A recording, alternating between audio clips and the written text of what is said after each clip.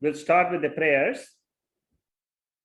Om Bhadram Karnebhi Shruniyama Devaha Bhadram Pashye Makshabhiryajatraha Stirairangaihi Stuštuvagum Sastanobihi Vishema Devahitam Yadayuho Swasti na Indro Vriddashravaha Swasti na Pusha Vishvavedaha Swasti nastakshorarishthanemihi Swasti no Brihaspati Dadato Om Shanti Shanti Shanti.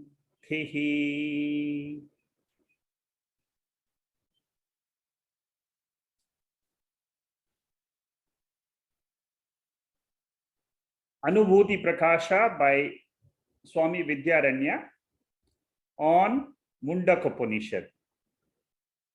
We have finished 31 verses out of 100 verses. These are all reflections on Mundaka Upanishad by Swami Vidyaranya. He gives his own view on the Upanishad by writing 100 verses. He has written such commentaries on 6 or 7 Upanishads. And if possible, I will try to take some of these. If some notes are available, I will take it. So this Upanishad is primarily dealing with 2 vidyas, 2 knowledge. This is in answer to the question of the student: is there a knowledge by which I can know the entire universe by studying that knowledge? See, normally when we study physics, we get physics knowledge. We don't get the knowledge of geography. By studying mathematics, you don't get the knowledge of medicine. Now, this knowledge is all of objective world.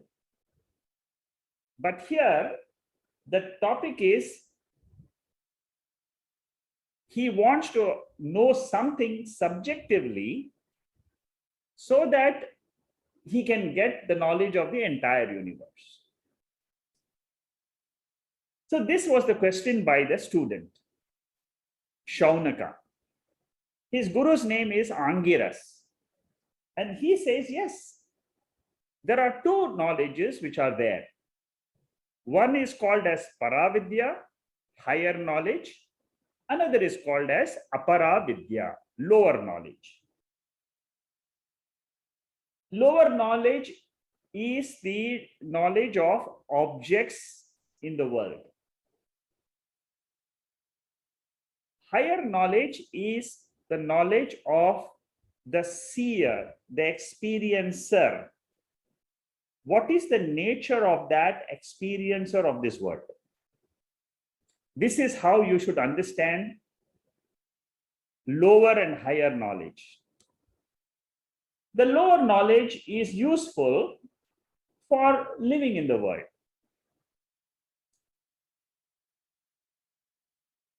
Veda talks about 4 purusharthas: dharma, artha, kama, moksha. Moksha is possible only by higher knowledge. Dharma, artha, kama relates to the lower knowledge. This is how you should understand higher and lower. Paravidya is higher. Through that, what is the benefit? If I know that knowledge, what is the benefit?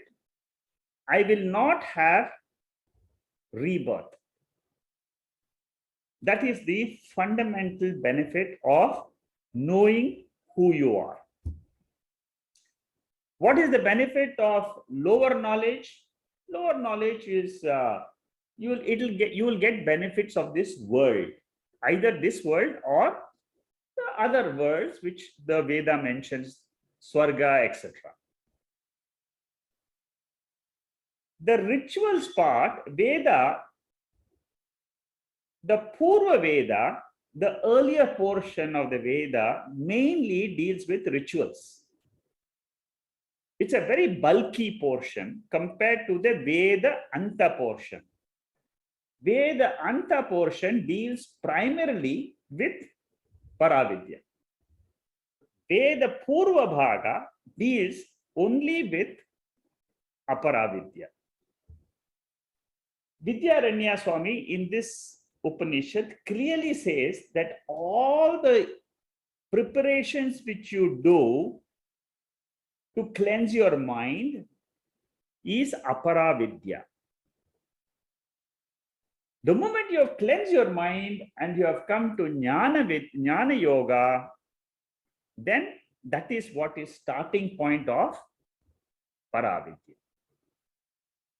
So Karma Yoga, Upasana Yoga will come under what? It will come under Aparavidya. Jnana Yoga will come under Paravidya. Bhakti Yoga will come under Aparavidya. Hatha Yoga will come under Aparavidya. Journey to all the pilgrimage will come under Aparavidya. Because there, what is the benefit you get out of it? You cleanse your mind. So this is the background you should keep while studying this current portion of the Mundaka Upanishad. We are still in the first chapter. Now we are in the second section of the first chapter of the Upanishad. And Vidyaranya's text, verses 31 to 50, is dealing with the lower knowledge, Aparavidya. We are in verse number 32. Last week, we started the lower knowledge. What is the fruit of lower knowledge, which is Aparavidya? What do I get by learning the Veda, especially the Veda Purva portion, which talks about different mantra chanting and also the process of doing rituals? What do I get out of it? That is what is the topic under discussion. Now, with this introduction, I will go to the 32nd mantra, where we stopped last week. All these portions are relating to, today we will be doing maybe from 32 to 45, 13, 14 verses. We'll try to see. All these are discussing the benefit of Aparavidya, benefit of doing rituals. All these 13, 14 verses are going to be ritual-based knowledge. And what does the rituals do? What they can give and what they can't give. That is what is the study right now. The fruit of optional rites is heaven.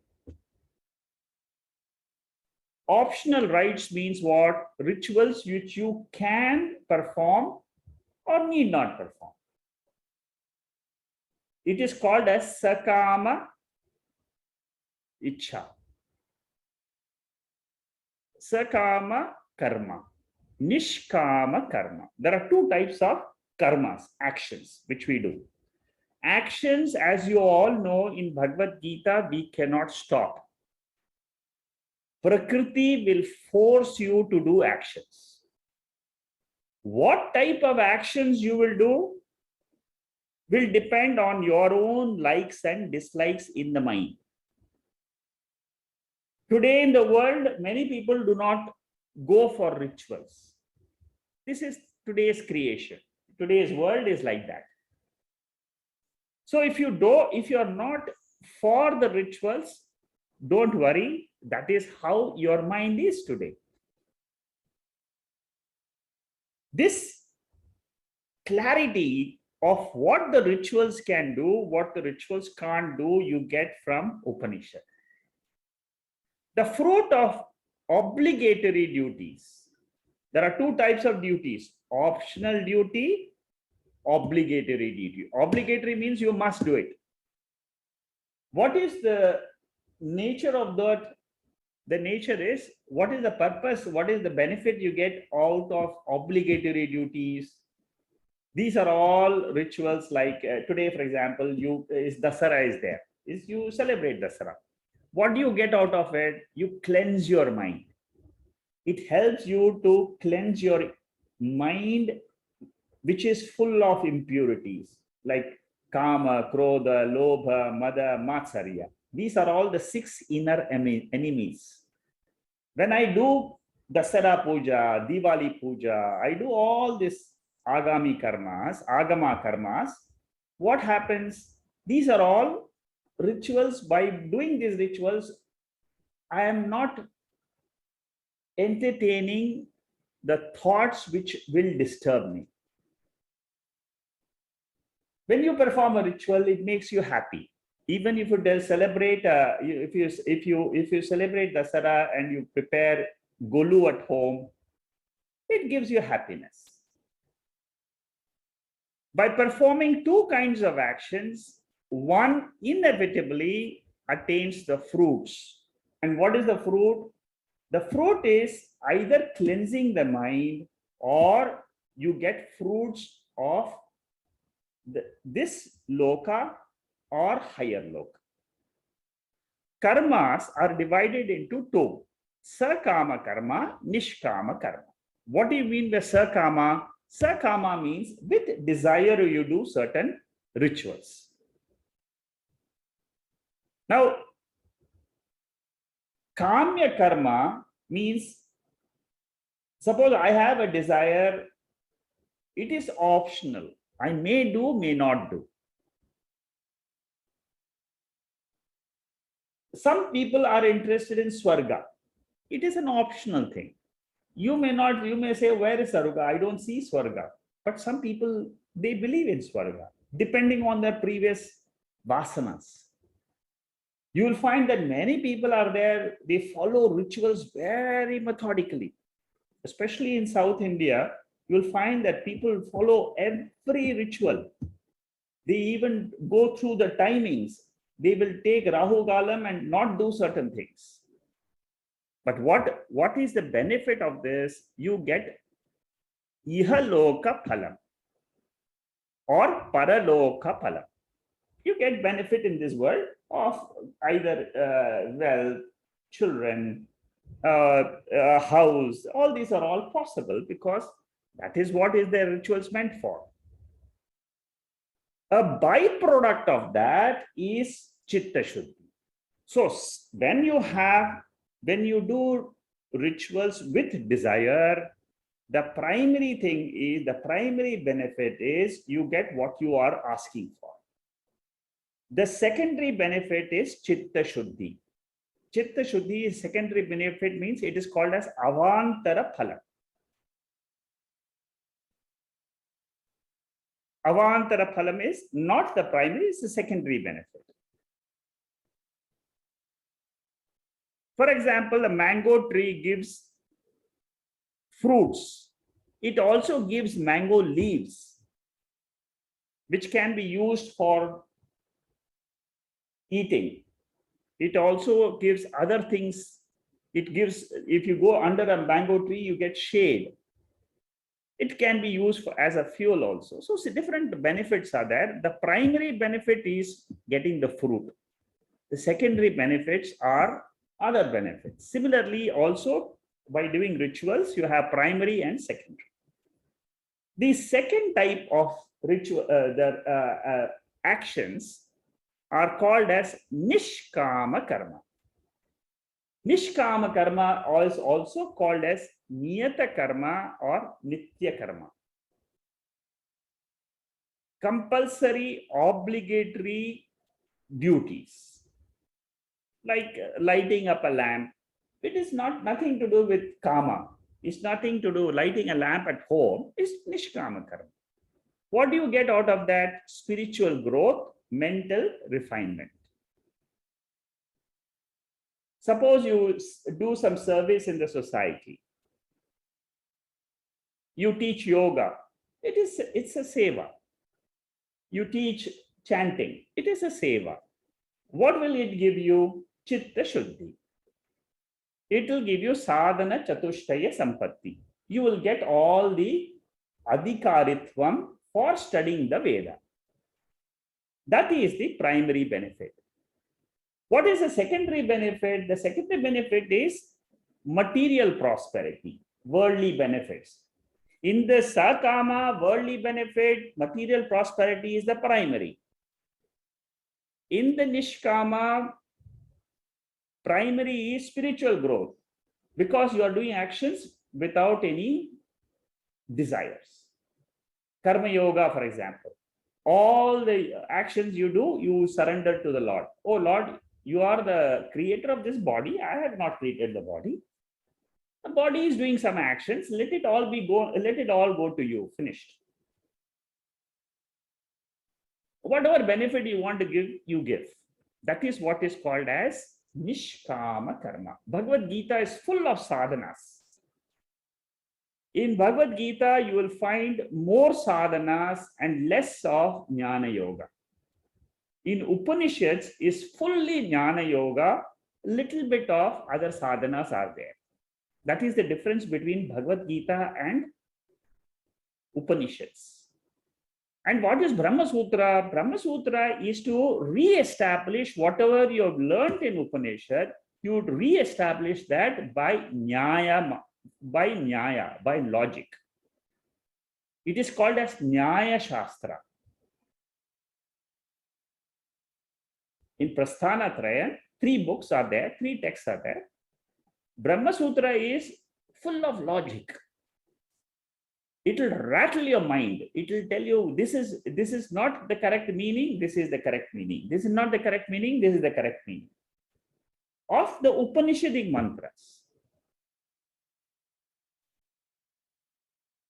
Any ritual is always associated with Veda mantras and also with the Devata.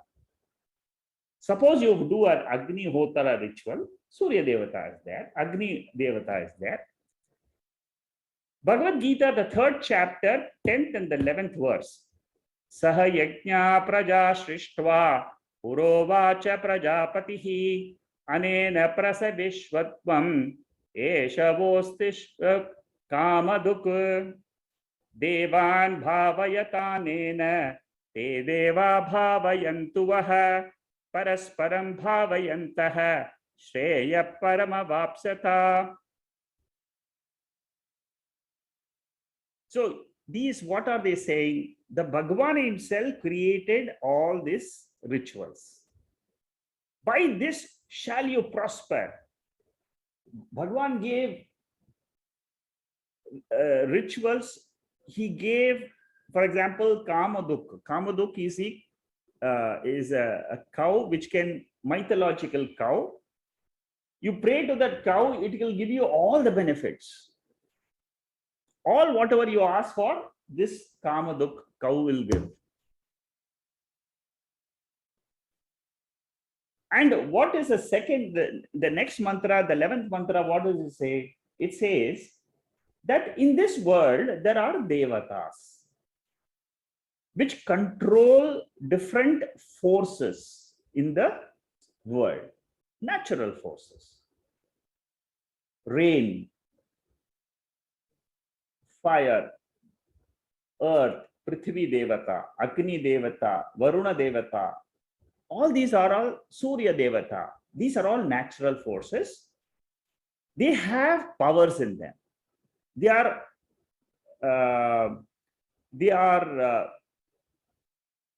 human beings who have done a lot of rituals and upasanas in there when they were Manushyas.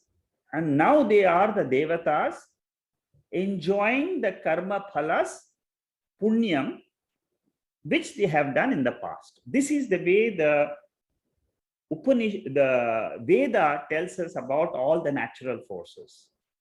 So if I pray to the Devata, what do I get? That Devata is able to give you the benefit in a limited way. You see, you cannot get all what you desire for from a Devata. Because Devata's power is also limited. Whatever the Devata can, they will bless you. But Nitya Chitta Shuddhi, material Nitya Chitta Shuddhi is a secondary benefit when you're doing rituals. Whereas Nishkama Karma, you get Chitta Shuddhi. That is the basic difference between these two types of actions. Kamya Karma and Nishkama Karma. You can decide what proportion you want. You can increase Panchamahayajna. Panchamahayajna means rituals done for the Pitrus, for helping the society, for Rishi Rinams. These are all, it will cleanse your mind. There are rituals which is purely for getting benefits in this world and also other worlds. You can decide, depending on your interest. Avashyam avaprapyuyat. Definitely person should get the relevant result. So you can have material prosperity, you can have spiritual growth. If you have both, what happens? Then the human life is complete. So you can decide up to a certain age, I will do all the rituals so that I have a good life.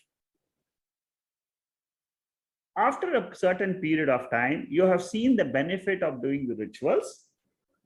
It can give you a good life, a comfortable life, but it cannot give you moksha. It cannot give you fulfillment in life. I have achieved everything which I want to achieve in my life.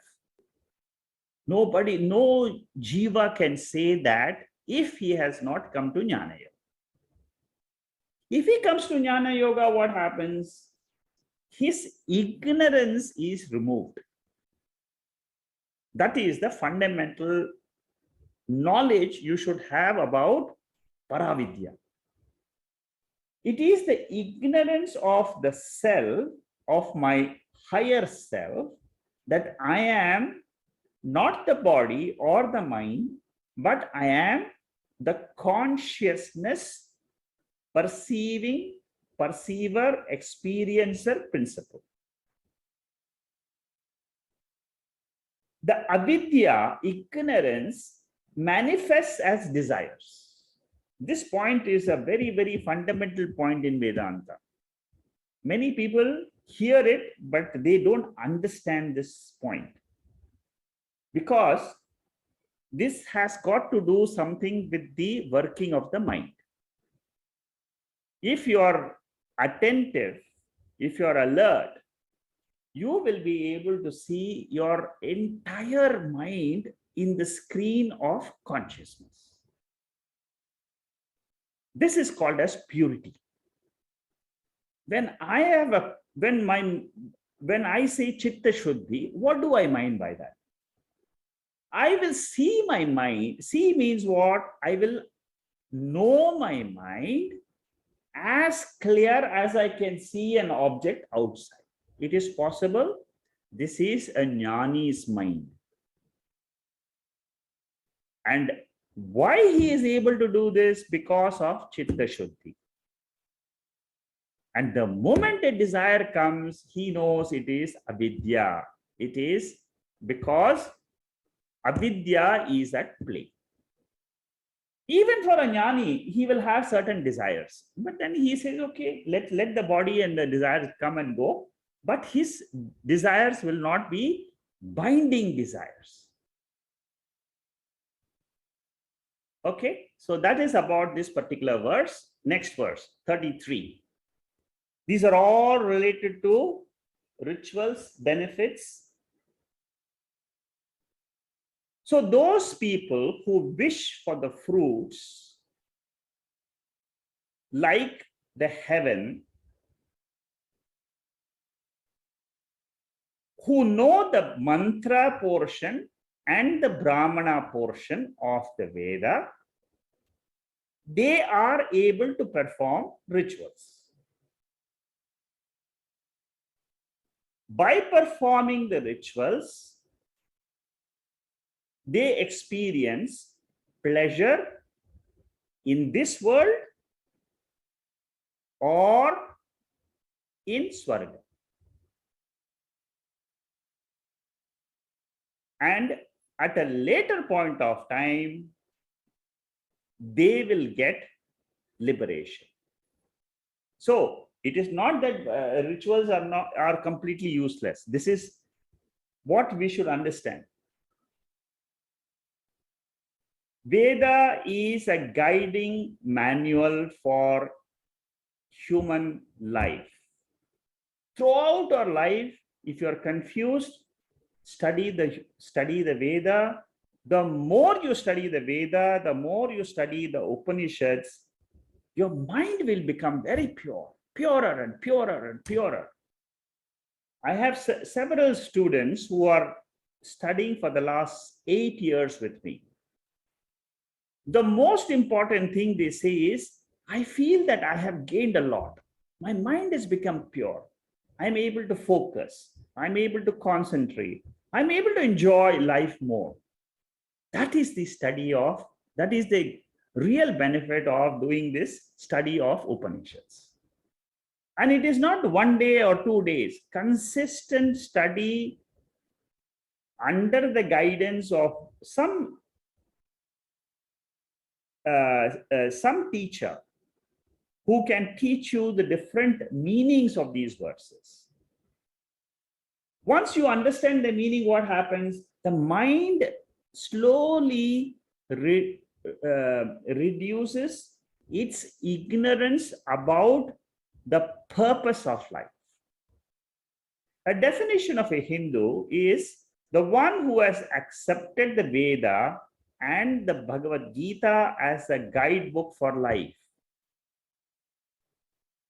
If you are a Hindu, a real Hindu, then I accept Bhagavad Gita. I accept Brahma Sutra. I accept Upanishads. There are 4 parts in the Veda. The first part is called the mantra portion, the chanting of different mantras. Brahmana portion is the way of performing the rituals. Mantra and Brahmana portion is called as Karma Kanda, Veda Purva. The third portion is called as Aranyaka Bhaga. Aranyaka Bhaga means a text which deals with how you can reflect on your life in the forest. Today, we don't say in the forest, we can say a reflection of life at home. That is the Aranyaka Bhaga. It is the Upasana portion. And the last portion is called as Upanishad. Upanishad is a portion which will remove the darkness of ignorance in your intellect. So, Aranyaka portion and Upanishad portion, usually they call it as Jnana Kanda. Karma Kanda, Jnana Kanda. This is the complete Veda. Mantra Brahmana, in this particular verse, there is a word called as Mantra Brahmana Darshinaha. The people who are following the mantra portion and the Brahmana portion.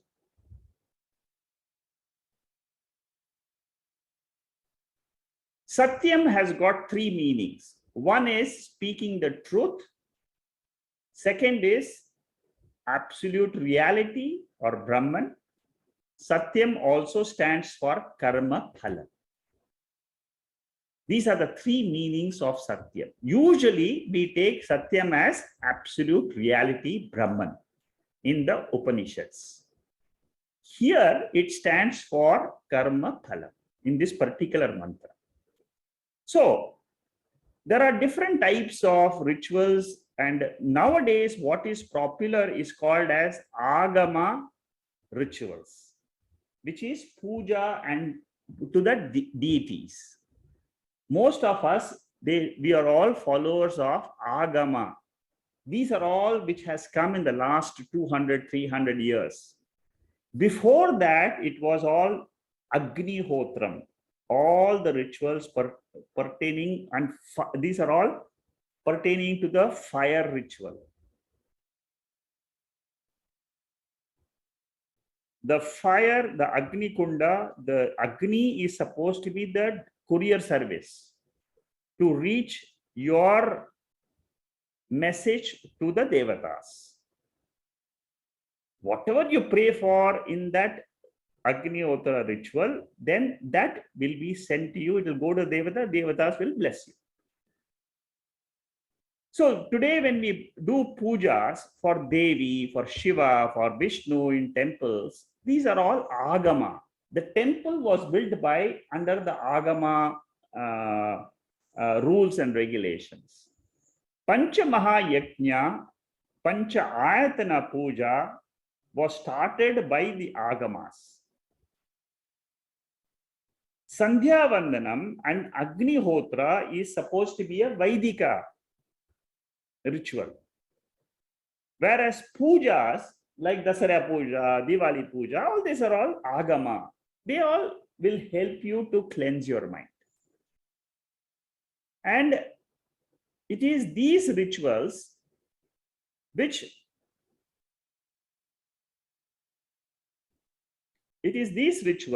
will help you to go forward and have a happy life while you're living. Vaidika rituals are less popular now. Agama rituals are more popular. Chandi Omam. In Singapore, they are celebrating Chandi Omam tomorrow. This is an Agama ritual. 4 or 5 hours in front of the fire, you chant certain mantras.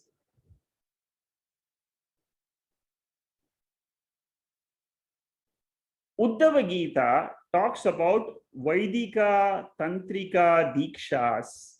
Tantrika means Agama, Dikshas. These are all related to Sri Vidya, which is very popular among some of the people in South, is also Agama related.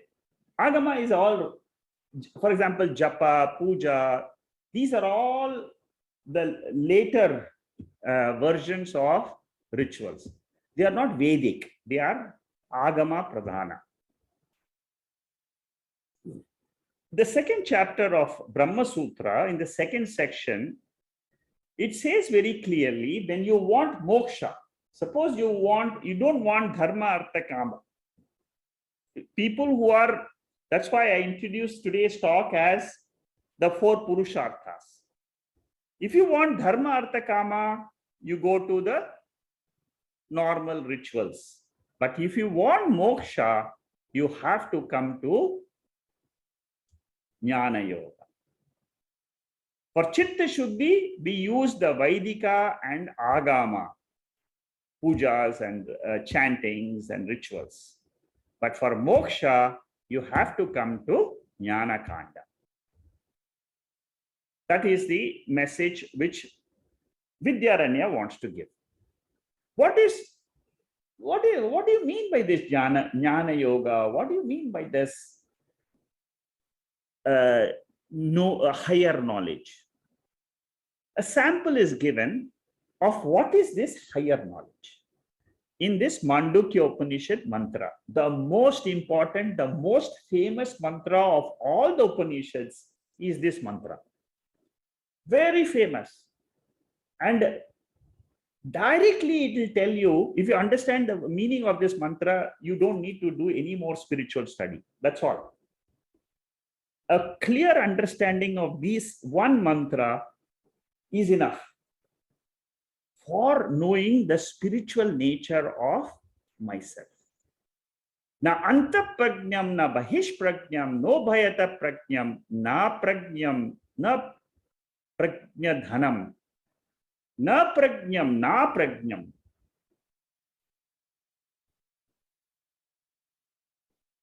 Adrishyam, avyavaharyam, agrahyam, alakshanam, achintyam, abhyavyam, abhyapadeshak, eka pratyasaram, prapanchopashamam, shantam, shivam, advaitam, chaturtam manyante sa atma sa vigneya. Very important word is advaitam. Second last line. Non-dual nature of myself. Aham Brahma Asmi is the message.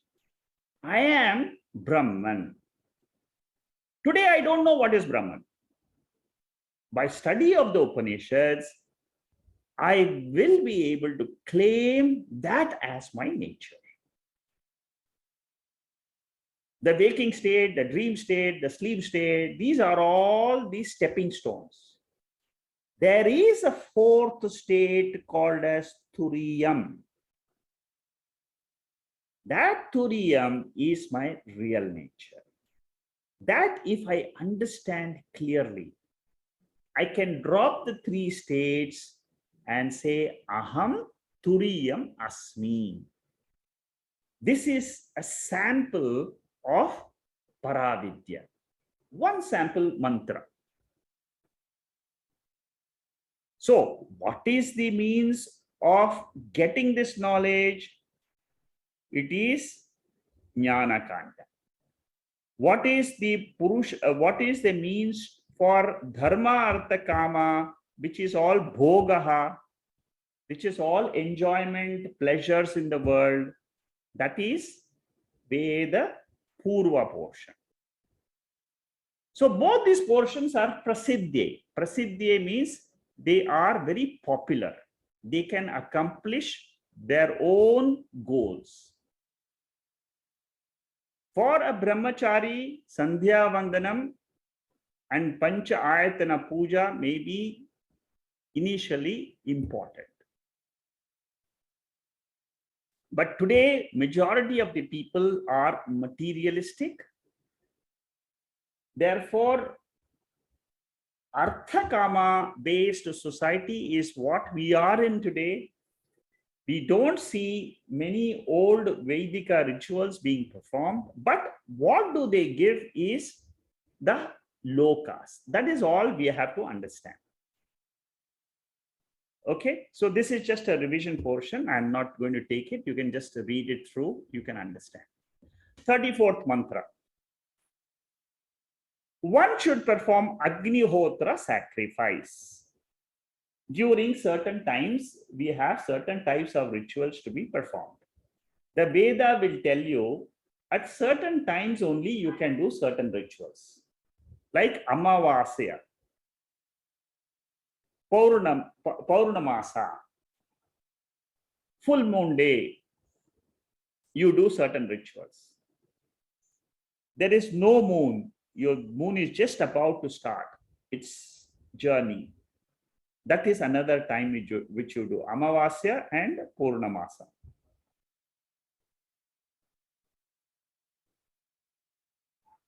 Here it says that suppose you don't do those rituals, and if you are taken some oath, then you will have successive births. That's all. You will not go into the Jnana Kanda portion. Shrauta samskaras are important like Upanyanam. Upanyanam is a basic fundamental ritual done by a brahmachari so that he can start the Vedic rituals. At the age of 8 or 10, a boy is given the thread ceremony. And he is taught Gayatri Mantra as a first step. Now, this is only given up at the time of death or while taking sannyasa. During the whole period of Grihastha, the samskaras which are there, 43 samskaras are there. They are all smarta karmas.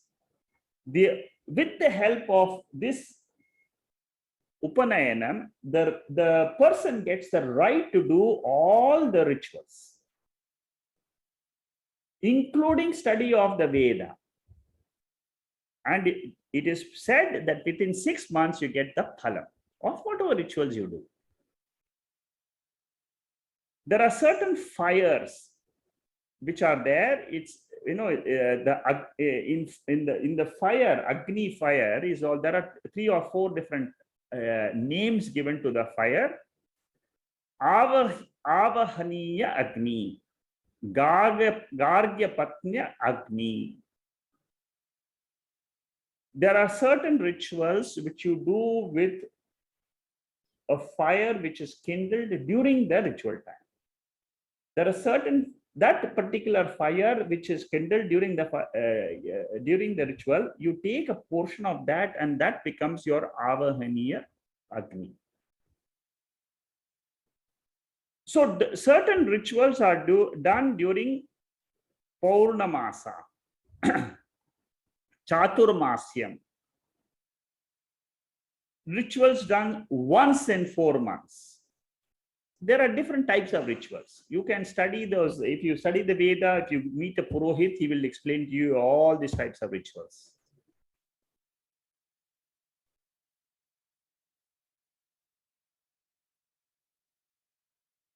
How do we wade through the Kali Yuga? They say that we are in Kali Yuga. Some people say you chant Hare Rama, Hare Rama, Hare Rama, Hare Hare. Or you chant Vishnu Sahasranamam, Aditya Hridayam.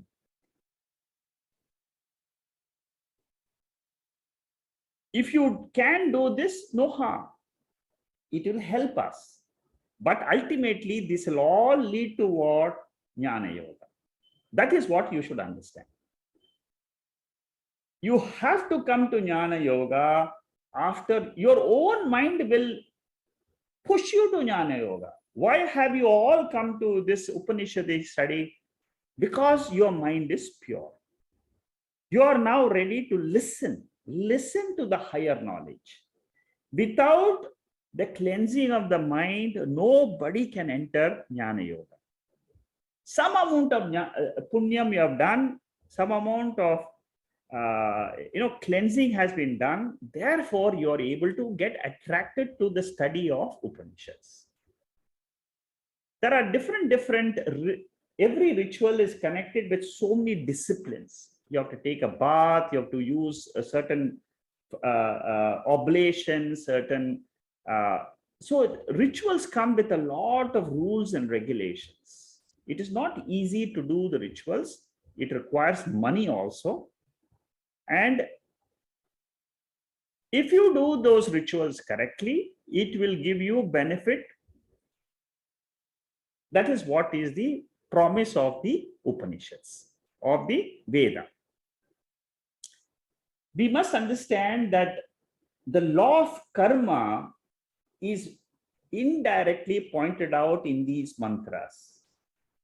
You do certain karma, you get pleasures. Don't do certain karma, you get papam. You do certain chitta shuddhi karmas, you get punyam.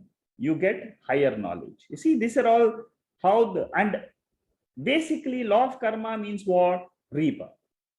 So Veda indirectly through these messages tells us there are 4 purusharthas. For these 4 purusharthas, you will be born again and again in this world. Manushya Janma is only for these 4 purusharthas.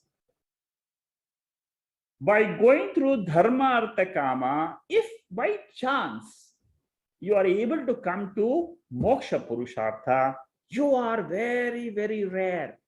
Vivek Chodamani tells you this. You are a rare individual because 99.9% is only interested in Artha and Kama. Now, in the Agnihotra ritual, this 35th mantra says there are different types of flames. If you study the Upanishad, there are 7 types of flames, which we did study about 3-4 weeks ago. The names of the flames were given. Kali, Karali, and all that. You can refer to the mantra of the Upanishad. These are just the names. And then in each of this, you put a certain oblations. When you do this, what does Vidyaranya say? He says, there is a Devata called as Indra Devata, the king of Swarga. So, slowly you will, by doing rituals, fire rituals, what is the benefit? You will get Swarga Phala. And these rituals, they are like medicine. They will neutralize your prarabdha papa. One of the benefits of doing rituals is, see, we are all born with punyam and papa. That is the fundamental. Why am I born as a human being? Why not born as a devata? Because of a mixture of papam and punyam. What is this papam and punyam? If you want to know, it is the thoughts which come into your mind throughout your lifetime. Happy thoughts will make you happy. Sad thoughts will make you sad. Neutral thoughts will neither give you happiness or sadness. You will just pass through the life and go to the next life. This is the fundamental of the law of karma. Papam and punyam is manifesting in the form of thoughts. Good thoughts. How suddenly you meet with an accident, or you meet with it is not an accident that you meet with an accident. There is some law. And throughout our life, we have to go through this motion. When oblation is offered, the flame should be there in the Homa Kunda. You can't put an oblation without a flame. And that also what? Good, bright flame. You must keep on fanning so that the Homa Kunda, the tongue of the Agni Devata, the 7 tongues of the fire, they are all what is called as Kali, Karali, and so on. It is mentioned in the Mundak mantra 124. Swilingani, sparkling, dead, deep red one, the black flame, the terrific flame, the bright flame, the swift flame, which keeps, it just moves left and right very swiftly. Sometimes you will find a flame is very bright. Sometimes the flame is moving left, right, it just moves. Sometimes the flame is dark.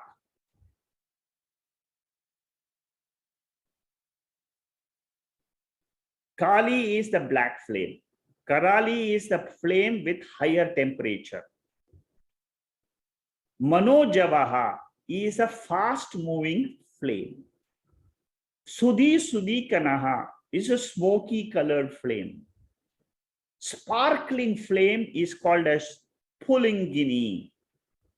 Multicolored flame. Sometimes you get some blue color, yellow color, red color. Multicolored is called as Vishwaruchi. There is a deep red flame. Sulohita. So these 7 flames should be there while offering oblations.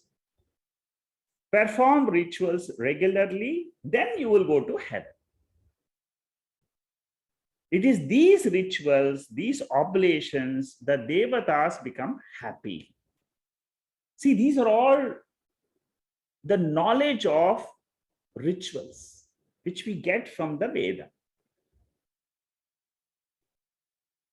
There are some people, even because of your vasanas, you'll find that you're attracted more to doing these rituals. You'll find in the society, some people are very, very ritualistic. They'll keep on doing those rituals. Why?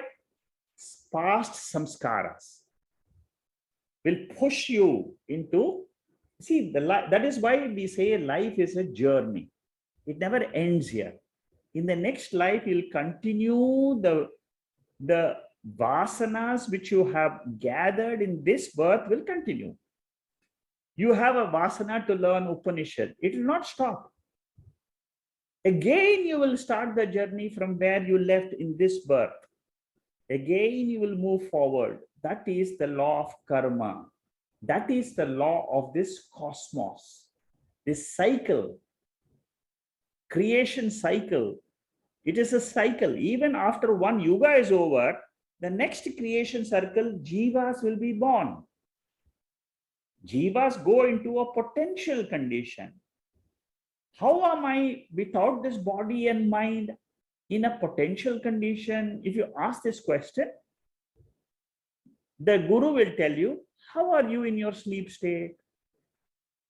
You're neither with this body, you're neither with this mind. That sleep state is a sample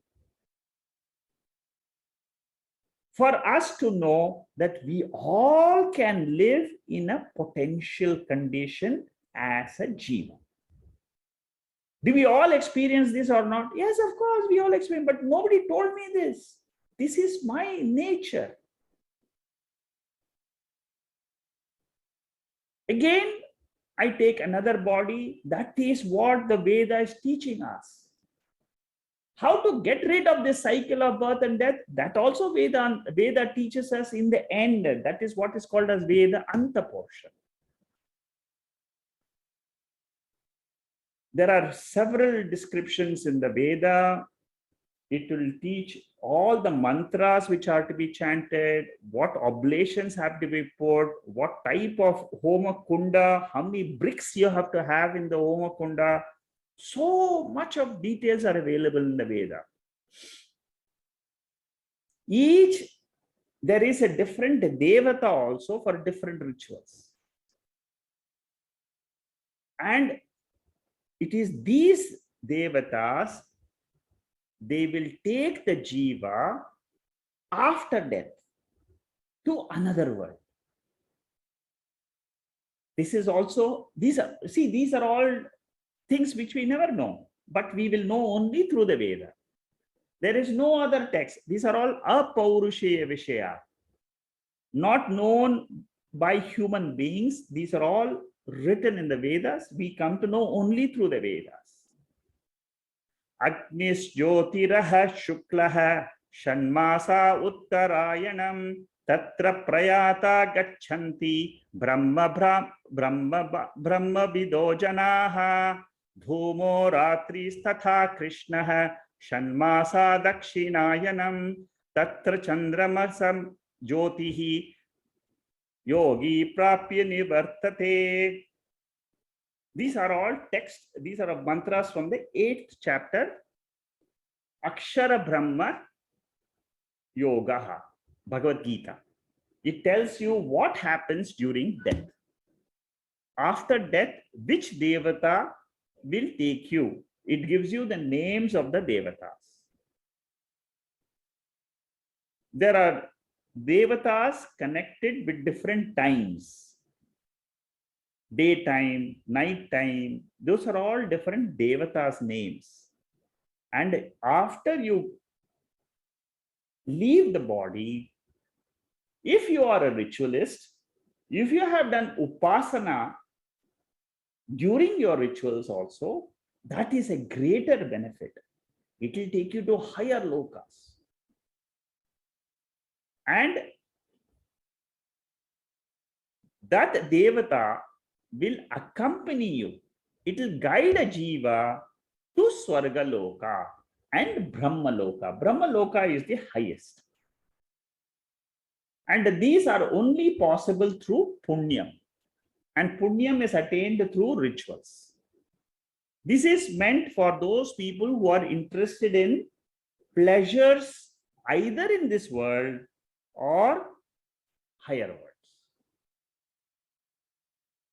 How do devatas, they take you to the other worlds? Very beautifully it is said, Priyam vadantya ehiti vahanyaha Surya Rashmi bihi.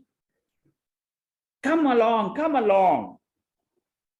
They lead me through the rays of the sun to the world of Indra. This world is attained by your merits. Come on. The Devatas, these are the words of the Devatas. Come, come, come. You have attained a lot of punyam. Come into this loka. Let me take you. This is the guide. The Devata is a guide. Ahuti Devatas are mentioned in 35th verse. Here, the Devata, what do they do is mentioned. Surya Rashmi Bihi. You see, when you are done rituals and upasana, they say that you go through the path of the sun. Surya, bright path. Otherwise, you may go to the dark.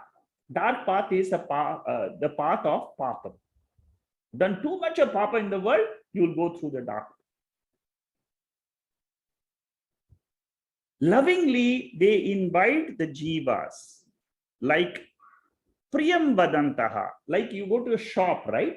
When you go to a shop, the shopkeeper, there will be some people standing outside who will keep on inviting you to their shops. Similarly, Vidyaranya says, like you are invited in a shop, the Devatas are waiting for you to show you the pleasures of higher lokas. Kathopanishad, if you study Kathopanishad, we'll be doing that very soon. Kathopanishad, Nachiketa, 8-year-old boy, the Yamadevata offered him everything which in all these higher worlds. But then he said no. And he said, why? Why? Yamadevata asked him, why are you refusing to accept all these gifts which I'm giving to you in other worlds? The 8-year-old boy says, what is the use of these gifts? These are all only because they are all transient. They are not lasting. I want something which is permanent, something which will give me happiness always. Nitya Sukham. And then Yamadharmaraja teaches the 8-year-old boy Brahma Vidya. Very beautiful portion of Kathopanishad. This is just to say that through Vairagyam, you can get the same benefit. In Taittiriya Upanishad, this comes. Whatever a happy man can get in this world by enjoying the sense objects, a wise person, by Vairagyam, he will get the same benefit by not having the sense objects. If you want the details, you have to study the Taittiriya Upanishad. Very beautiful section. It's called as Ananda Mimamsa portion of Taittiriya Upanishad. It gives you the 10 different worlds, different lokas. You go, you will get 100 times the happiness of the previous loka. All sense pleasures. Hiranyagarbha loka is supposed to be the highest, which is the Brahma loka, the creator's loka. The Ananda which you can get there, you can get the same by Vairagyam, by withdrawing from your desires. Okay, those were all slightly extensions. I just got carried away by cause of this particular mantra. Angels take Kamya Karma Yajamana to Swarga, where sense of pleasures are available. This is the Mundaka mantra, which talks about the different oblations and also the Devatas which carry the Yajamana. This is the holy world of Brahma. gained by the good works. This is the Upanishadic mantra. Does Swarga exist or not? Suppose somebody asks you this question, you should point to this particular mantra and say, yes, Swarga is there. Because it is mentioned in the Mundaka Upanishad. Eyes cannot see. Has somebody come from Swarga and told you that? No. Veda is the only pramanam, the source of knowledge for the existence of heaven. Still more verses, up to 42nd verse, 42nd or 45th verse, will be doing all these mantras, only rituals, and up to 45th mind. Up to verse number 45 is all this portion of rituals. The fruits of optional rites have been given so far. It is an offering to God, and suppose you are able to abandon these fruits, what do you get? So until now, Kamya Karma has been mentioned. I have certain desires. In order to fulfill the desires, I do all these rituals. There are devatas who will bless me with the, you see, we may ask for small benefits to devatas. You go and pray to Lord Ganesha in a temple, he will bless you with some. I want to pass my exam. I will give you one coconut. These are small things. The devata can bless you. It happens. I want to get rid of this disease. Devatas can bless you. They have the powers. Ishvara arpita niyata karma phalam. What is niyata karma? What is Ishvara arpita? That means the nishkama karma.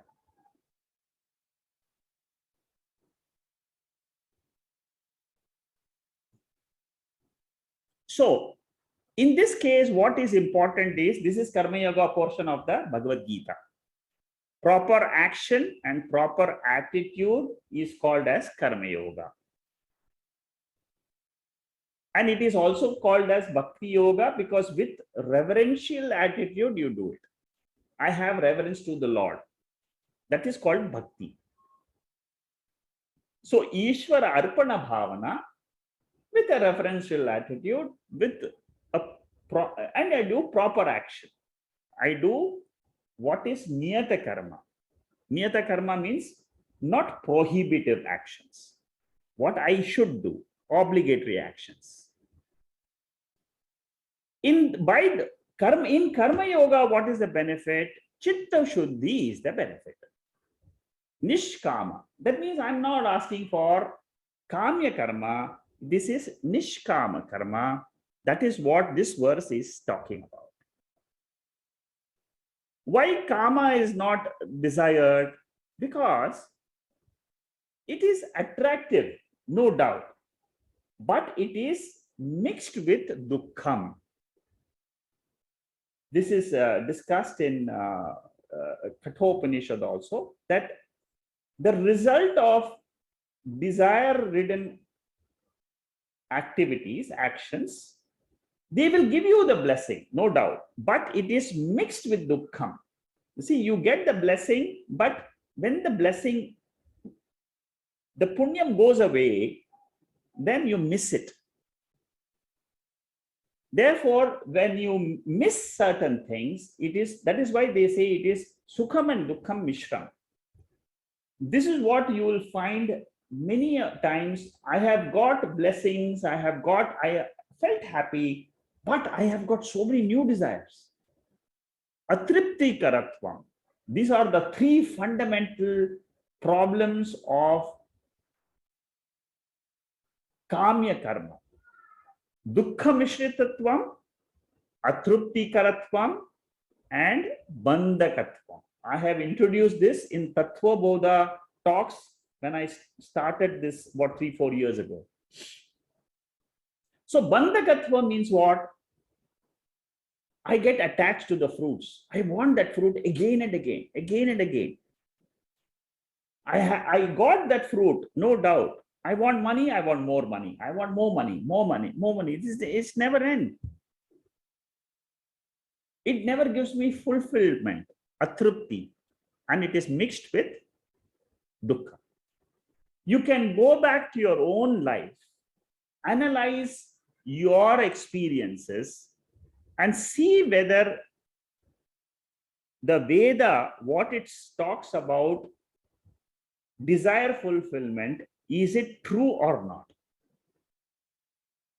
Bandhakatvam, atriptikaratvam, dukkha mishritatvam. In order to drop this, what do I have to do? Come to Brahma Vidya. That is what it says. Tetam bhuktva swargalu. This is Gita verse, chapter 9. It's a very famous verse. What does this say? After enjoying the Swargaloka, Tetam bhuktva Swargalokam Vishalam Shine Punyamartya Lokam Vishanti Evam Trayudharma Prapannaha Gatagatam Kama Kama Labhante. This is the proof to say that when your punyam is finished, you will come back to this Manushya Loka. Very important shloka to prove that even if you attain higher lokas, you will come back when the punyam is over. Shankaracharya quotes this very often. This is all the law of karma. See, all these rituals, the moment you talk about rituals, you should remember law of karma. Punya, papam. What happens? Good actions will give you punyam, bad actions will give you papam. You will come down from Sargaloka and come back to this loka and start the journey again. Is your body an asset or is your body a liability? If you ask the question, it is an asset if it gives me pleasure. It is a liability during my old age because I can't use the body for anything. If I'm 80 years old, 90-year-old, the body is there, but it is a liability. Young age, 25 years, 40 years, up to 40 years. 25 to 40 is the peak where you can say, oh, you don't think about Bhagavad Gita, Upanishad, nothing, because your mind is engaged in the pleasures of the world.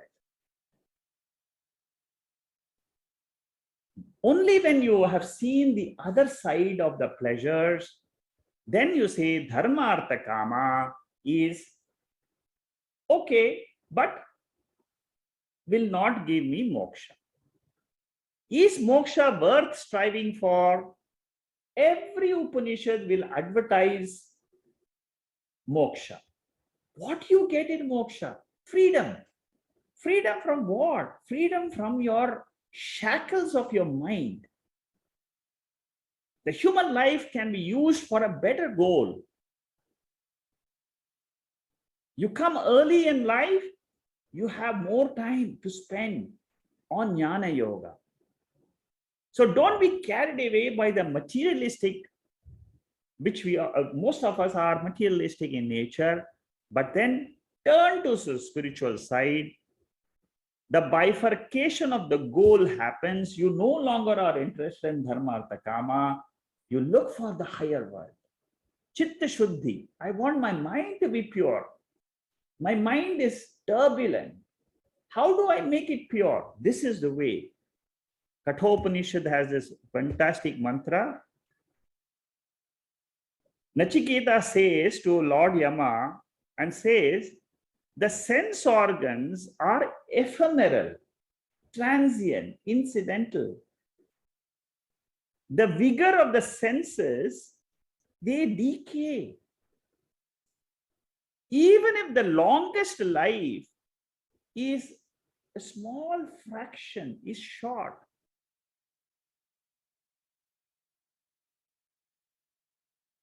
Oh, Yama Dharmaraja, you can keep all the dance and music and the angels and everything in the heaven. Keep it for yourself, please. Give me what I want. I want to know, is there anything which is beyond dharma and adharma, beyond time? I want to know, is there anything which is beyond time? Because in time, everything happens, I know already. Is there anything beyond time?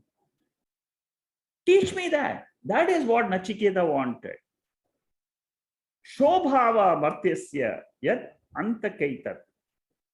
Keep all these ephemeral things. They all will drain, decay my sense organs. Shreyascha preyascha manushya. This is also Kathopanishad. There are two approaches. Shreyaha, preyaha. Shreyaha means the good path, which I should follow. Preyaha means the pleasant path, which most of us will follow. A wise man will see and discriminate both the paths. Shreya path means moksha marga. Preya path means artha and kama. Ignorant man will choose a pleasant path. Wise man will choose Shreya. Both the paths are open to us. And I choose moksha. Who wants the fluctuating pleasures? It makes me age faster. The spiritual path is the path. It is the path of niyata karma. So I renounce even dharma artha kama, which is forcing me to remain in samsara and go towards the higher path. This is a beautiful verse which Vidyaranya, see how beautifully he puts these ideas into these words.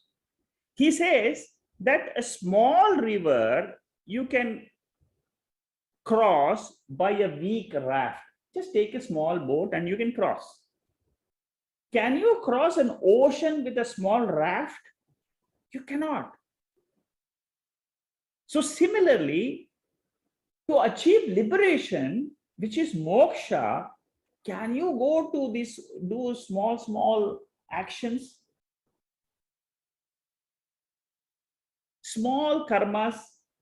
No, you need to have renunciation. You need to have come to jnana yoga to achieve higher lokas. That's what he says in this mantra. Very beautiful mantra. Samsara is a limitation. It is caused by time and space. Our whole life is in time and space. The moment we get up in the morning, we experience time. So time and space is Maya principle. It is born out of Brahman. It resolves into Brahman. I'm telling you the Vedantic aspect of our life. From that pure Brahman, time and space is born. We experience our life of thoughts. The mind is available to us during the waking hours. Mind is not available when we are in unmanifest condition in sleep.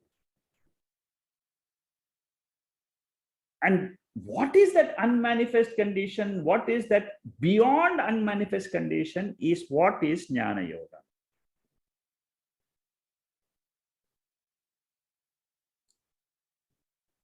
So, this direction of changing our life is the path from karma, upasana yoga to jnana yoga. Samsara, how do you define samsara? Samsara is unpredictability. What will happen tomorrow in your life? Yeah. Can you predict tomorrow at 8 o'clock what is going to happen to you? No. 10 o'clock, 3 o'clock, what thoughts you will get? Nobody knows. Unpredictable. Uncontrollable. I cannot control time. I want, but I can't. It is a continuous flow of time. Life is uncontrollable. Time is uncontrollable. Life is uncontrollable. Unsustainable. I want to sustain certain things. I cannot sustain. So many things I want to sustain. Happiness I want to sustain. It doesn't remain. So this is what is called as life of samsara, the flow of time. We confront old age. We are not secure. We don't have 100% health. Neither we have 100% cure for all diseases. We have seen that during Corona. Therefore, what? Samsara is insecure, insecurity, always insecure. Is there a way out of this insecurity? I can surround myself by luxurious things, but I can't eat. I can't sleep properly. What is the use of all the luxury? This is what we should learn. Why we come to Vedanta is because of these reasons. These are all very well put by Vidyaranya Swami, and explaining the Mundaka mantras. He says how to, this mantra is actually from the Mundaka Upanishad. In the Mundaka Upanishad, you will find that this is the mantra. First chapter, second section, seventh mantra. It talks about how a small boat, same meaning, yeah. So what it means is, by karma kanda, there is no remedy for samsara. I have to keep on doing the viveka. I have to understand what is life for. This question must come to our mind. What is the purpose of life? What is the purpose of life? Dharma, artha, kama or moksha? Dharma, artha, kama or moksha? What are the pluses of dharma, artha, kama? What is the plus of moksha? Dharma, artha, kama will keep me in samsara. Moksha will get me out of samsara. This is the whole gist of this mantra. Na karmana na prajaya dhanena tyagena amrutatva manushuhu parena nakam nihitam guhayam vibhrajate yadyatayo vishanti. Another mantra from Katho. It says very clearly that by wealth or by children, you cannot get moksha. Only by renunciation, you can get immortality. And where is this moksha? It is in the cave of your own intellect. You don't have to travel. No lokas, nothing. Brahma vida apnoti param yayesham yuktam. This Taittiriya Upanishad. So Taittiriya Upanishad says you just drop the 5 koshas and go and deep within the Anandamaya kosha. Brahman is there. You can experience that because that is your nature. Allocate time for moksha. Continue your life, no harm, but little bit of time, 1 hour a week. If you study the Veda, it gives you a lot of fulfillment in life. This type of knowledge you cannot get anywhere. These are all fulfilling knowledge. Your mind gets so free of all the other things in life. When you study the Upanishad, this is what happens. And these Vedic portions of the Upanishads shows to a spiritual student how important moksha is. And how do you get moksha? Through Atma Jnanam. Shravanam. Shravanam means what? Listening to the scriptures for a certain length of time. Few years. By 3-year time, you will know the exact meaning of what is the Veda trying to convey. Surely. And it's a promise of the Veda that you will be benefited by the study. This portion of the slides is just a revision of what is para, apara, and all that.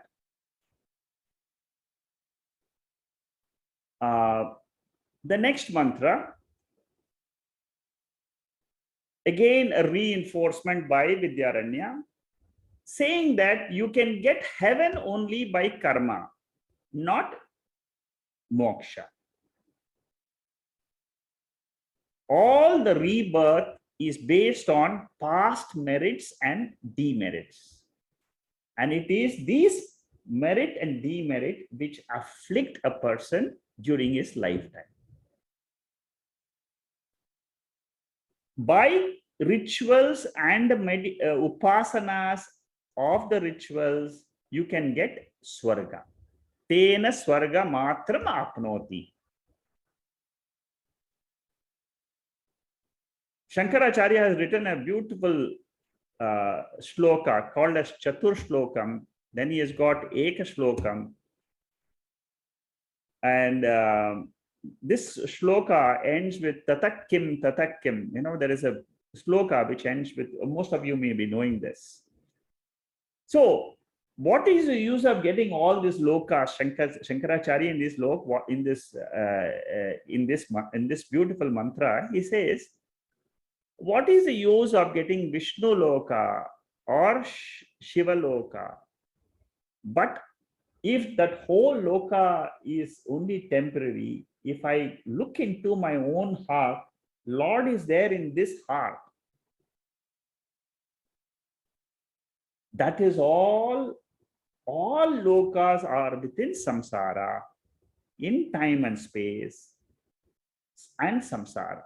That is any loka, 10 lokas, 12, 14 lokas, wherever you want to go, it is all in time and space, and you either enjoy or you don't enjoy. That is all the world is meant for. Check for yourself what the Upanishad is saying, and then let your intellect be convinced of these facts of life. Then only you will feel, this is correct. I agree. Natu moksham. Karma cannot give moksha, freedom. What is moksha? Freedom from janma and marana. Really, is it possible? Yes, come. We will show you the method. That is the essence of the 12 Upanishads we are studying.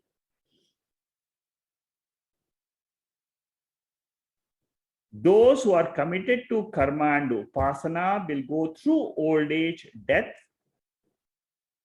and also they will be punaha born again.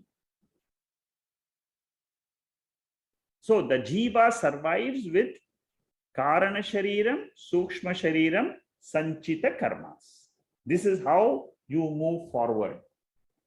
When after death, what happens? Only the sthula shariram is dropped here. Sukshma shariram and karana shariram, they travel. They travel with sanchita karma. That is what this diagram shows here. This sanchita karma get converted into prarabdha. Prarabdha means certain punyas and papams will be fructifying in the next body. And then the samsara continues. Then that is how it goes on. I will finish today's session with this verse. I think I have another 6 minutes. I'll try to complete it. Knowledge of Brahman, like knowledge of Brahman, karma too is based upon Veda. And it is efficacious in bringing about liberation. See, suppose you doubt, by Jnana Yoga, can I really get liberation? Really, is it possible?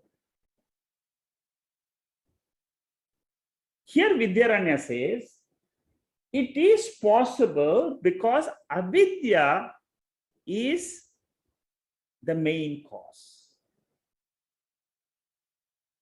See, desires, this is a fundamental fact. If you understand this, you will understand the whole cycle. Desire is born in your mind. That desire is born because of ignorance. Assume, suppose, I give you an example, experiment. From tomorrow onwards, suppose you say, I will have no desires in my mind and I will lead the life. Then you are a wise man, you are a Jivan Mukta. Means you have cleansed your mind, there are no desires, you are just living the life. You will find that you have a very happy life. Very happy life, but very difficult to achieve this. That is the goal. That is what Vidyaranya says here. See, these are all very deep verses. If you understand the meaning, you will understand. That is why I'm saying that the whole objective of taking this Anubhuti Prakasha is to give you a little bit more depth into Mundaka Upanishad. Some people, they say there is a four-path theory. Only the active people will do karma. Emotional people will go to bhakti. Only the intellectuals will come to jnanam. And then there are some people who are interested in mysticism. They will go to Raja Yoga and meditation and try to see things which is not there in meditation.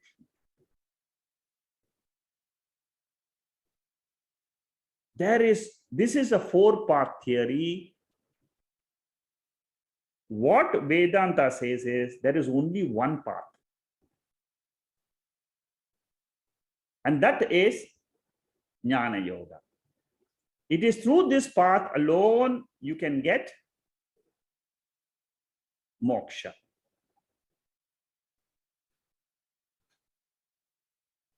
There is a ritual. This is a mantra from Kathopanishad.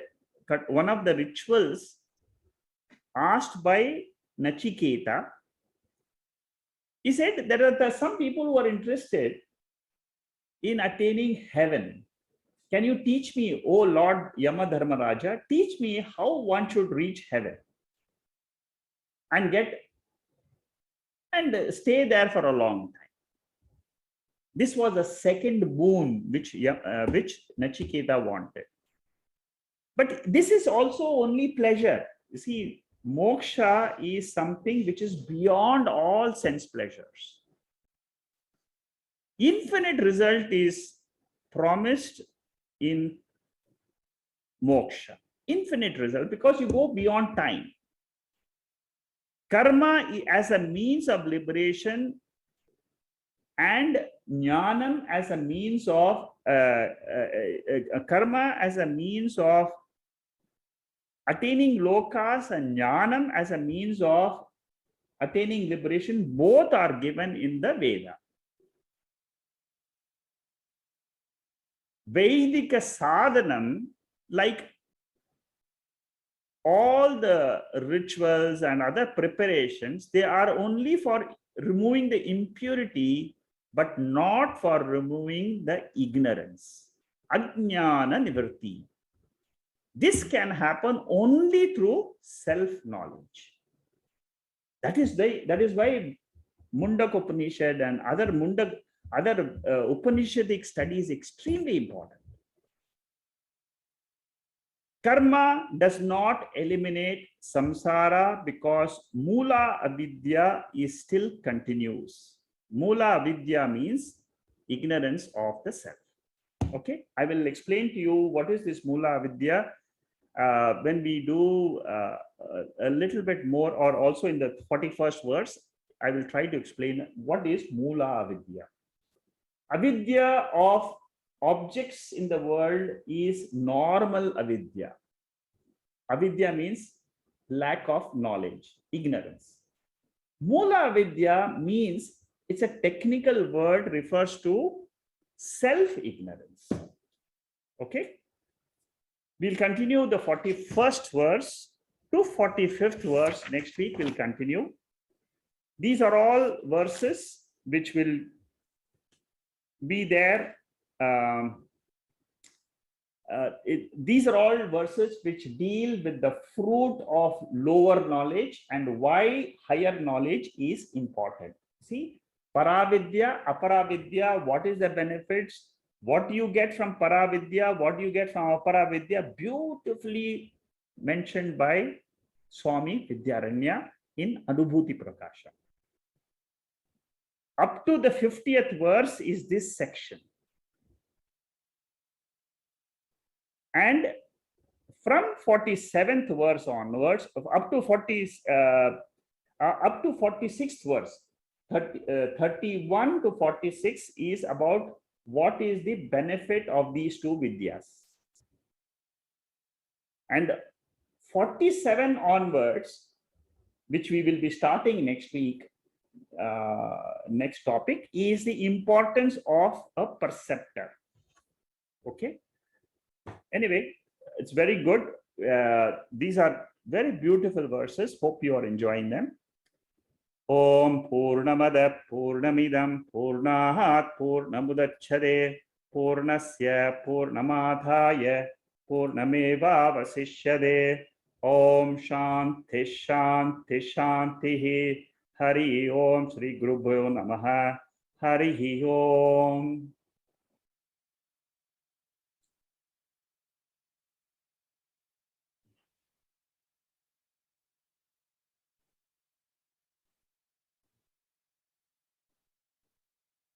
So there are no questions in the chat box. If you have anything to ask, you can ask by unmuting yourself, or putting up your hand. You can say, then I can see that you want to ask something.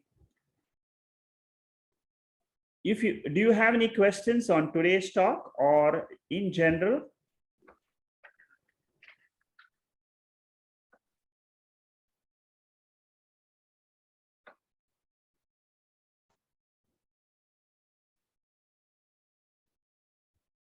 Yeah, Shama, please go ahead. I'm sorry, I'm your most recalcitrant questioner, so I can't help it, because you just create actually such storm in the thoughts that it's just really, I mean, just how you teach, it brings so many thoughts. So as we were going along, so there's number one, the Swargaloka, this is a question, Swargaloka and other lokas. Just a clarification I want. Do the Vedas say, are they not, I'm asking, are they not different levels of human consciousness based on the sattvika state and the karma phalam, punya and papa, merits or demerits? But it is actually in the bhuloka.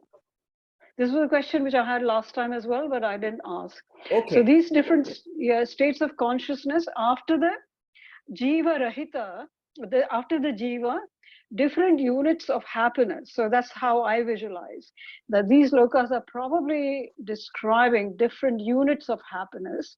And as we go further and further up in the scale of being kama rahita, so therefore, then there is it's devoid of the sukha dukkha mishrita, the atripta bhava, and the more attachment. So the more and more we are, so we are outside those lokas, and then it's brahmavit brahmaiva bhavati, something like that. Yes. So, yeah. So where is the lokas is the question. Good, very good question. You see, the way you should look at it is, what type of a student are you? If you are a Brahma Vidya student, then what you say is all here. Because you will realize Brahman here. Yeah. Suppose you are not a Brahma Vidya student, you are just a ritualist, you are just doing all the rituals. For the ritualist, those lokas are there. Right. Okay. So it depends on, are you a junior student or a senior student? A senior student will say, okay, let lokas be there. But then the student, because he's in the path of learning the Brahman, in his own mind, he will be able to visualize all the lokas and all the enjoyments which he can get while being present here, because he's in the path. For a person who is not in this path of Brahma Vidya, for him, those lokas are real. Correct. Okay. Because he doesn't believe there is a mind-free situation. For him, doesn't exist. But for you, it will exist, because you know that it is all these lokas are mithya prapancha. And inferior. Inferior. It is lower nature. It is aparavidya. All lokas and samsara is apara. What is paravidya is only the pure nature. I am aham brahmasmi. For you, the lokas are here, because you will be able to experience them here. Correct. That is why, you see, what is most important is, are you able to say no to your desires and hold on to Atma Vidya? That is the test. So that is, you actually anticipated my second part of the question. So which was, so indeed, it is the desire for that what is beyond the duality of dharma, adharma, punya and papa. Ordinarily, even those of us, so my question is that it is that desireless desire for just one single thing, which is beyond all this realm of punya, papa, dharma, dharma, isn't it? Is that not what is Brahma Vidya? Yeah. Even those of us, so now I'm actually posing the dilemma. Even those of us inclined towards spirituality, we are asadhikas, we are groping most of the time, and I find myself doing all the time, that even although I know, I hear about it, I think about it, I understand it, that what is the reality, I still find myself, most of my Jagrat state, being still governed by this is dharma, this is adharma. You know, I'm constantly weighing, oh, shall I do this? Shall I not do this? Without moving an inch forward from samsara woven in time and space, Maya principle. So I feel this is even a worse situation than a pure samsari, isn't it? Yeah. See, this even for a jnani, he will be faced to face his prarabdha. Okay, so there is no escape from this life of action and getting the results. No, there is no escape. Even for the person who can teach and who has realized that this is Brahman, he has to face life because of the body identification. So, but it should not despair us. You should not feel despair, because that is the dharma of the body and mind. I am not the body and mind. Aham Brahmasmi is the truth. Let my mind go more in that direction. That's all. That is the only attempt we can make. And I accept this truth. I accept this truth. That I will make Maya is playing. Maya we cannot escape Maya, because that is time and space. The moment time space comes, our body is there, actions will go on. Right. But now, next Mukta, see, the Jivan Mukta state, you will be able to realize it where slowly it will come. You see, you will find, oh, this, see, the process of spiritual study is so beautiful that you will find that you are benefiting every day. You are not, you see, it's not that you are like before. It is not the spiritual, the study will make you feel that there is something.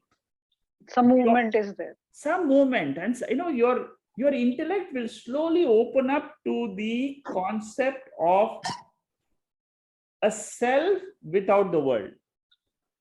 Yeah, definitely. It Definitely. will open up the small window, you will see the glimpse.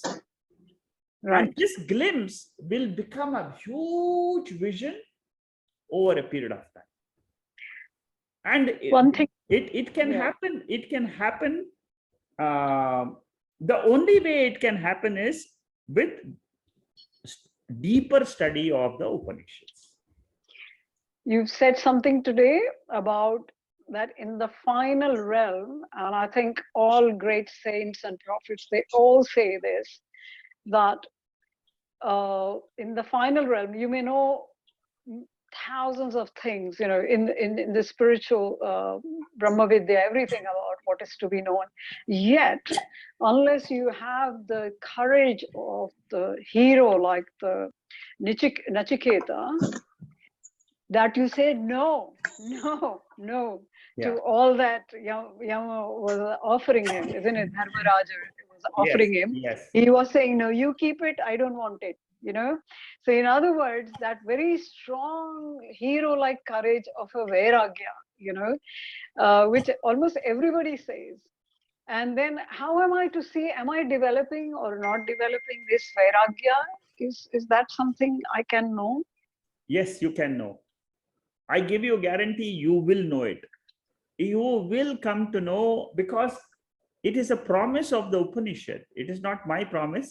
I'm just telling you what the Upanishad says. Upanishad says, understand what is Atma and Brahman clearly as the Upanishad wants you to understand.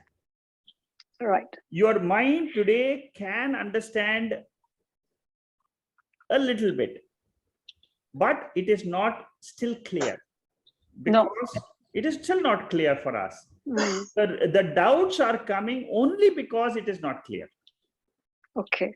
And as long as the doubts are coming, don't worry. This is a natural process of spiritual growth. Okay, one last point. Yeah.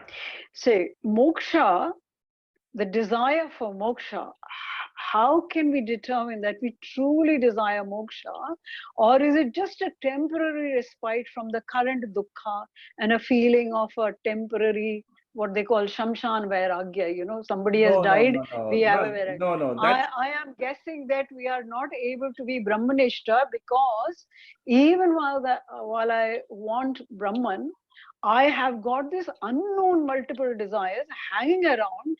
I don't even know what they are and who they are, and proclaiming otherwise. So I actually don't even see them on the surface level. So it's a very kind of a conflicting state. Probably I'm saying the same thing what I've said before. No, you see, there are two types of vairagyam. Tibra vairagyam and shamsana vairagyam. Okay. Shamsana vairagyam will only last for a few days. You will just say that, what is the meaning of life? What is the meaning of death? What is this? There is not, that is, when everything is becoming zero, there is nothing in life. All that is shamsana vairagyam. It is just a vairagyam, just okay, then you just drop things and, you become a mendicant, you just give up things and then try to lead, I will lead a licentious life, and, that's all. Because that type of vairagyam is only temporary. It will not lead you to the study of Upanishad. Okay. The moment you are coming to Upanishad, it shows that you are dropping maybe 1%, doesn't matter. You have a long way to go. See, don't forget that this life is not the only life we have. There is future life where you can start from where you left. The human life, the spiritual life is not a one birth. You will finish in one birth. they are describing, in Bhaja Govindam, so where he's describing their old age and all of that.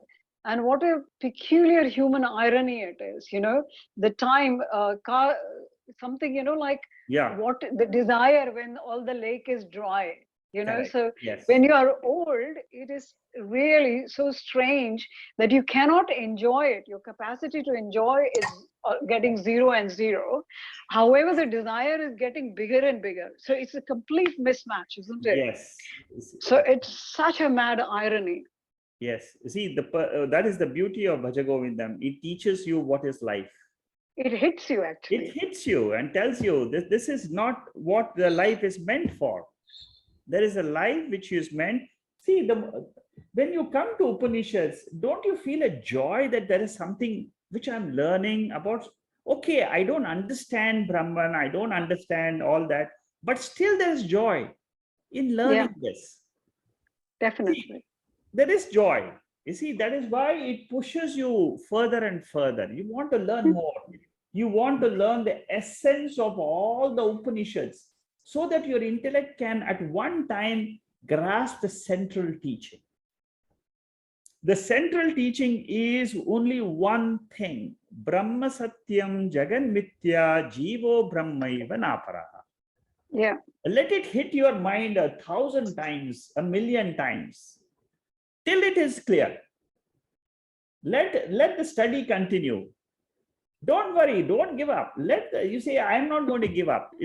That is what is, let it I may not realize it tomorrow, but let this thought be there. Brahma Satyam Jagan Mithya. I am not a jiva, I am the pure consciousness.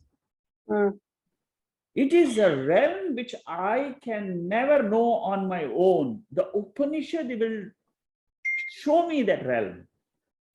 When I study the 12 Upanishads, the Upanishadic mantras will reveal to me, and it will also provide me the logic. There is a lot of logic in the Vedanta, which unfortunately I'm not able to cover because of lack of time.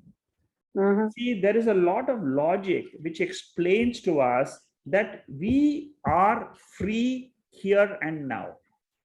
Correct. Yeah. We are. That is the truth. I am bound.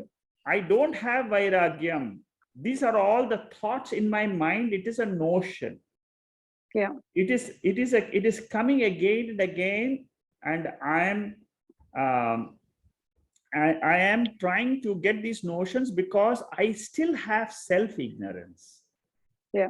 Okay. So, in short, to come to your question, answer to your question is continue the study. Things will be clear.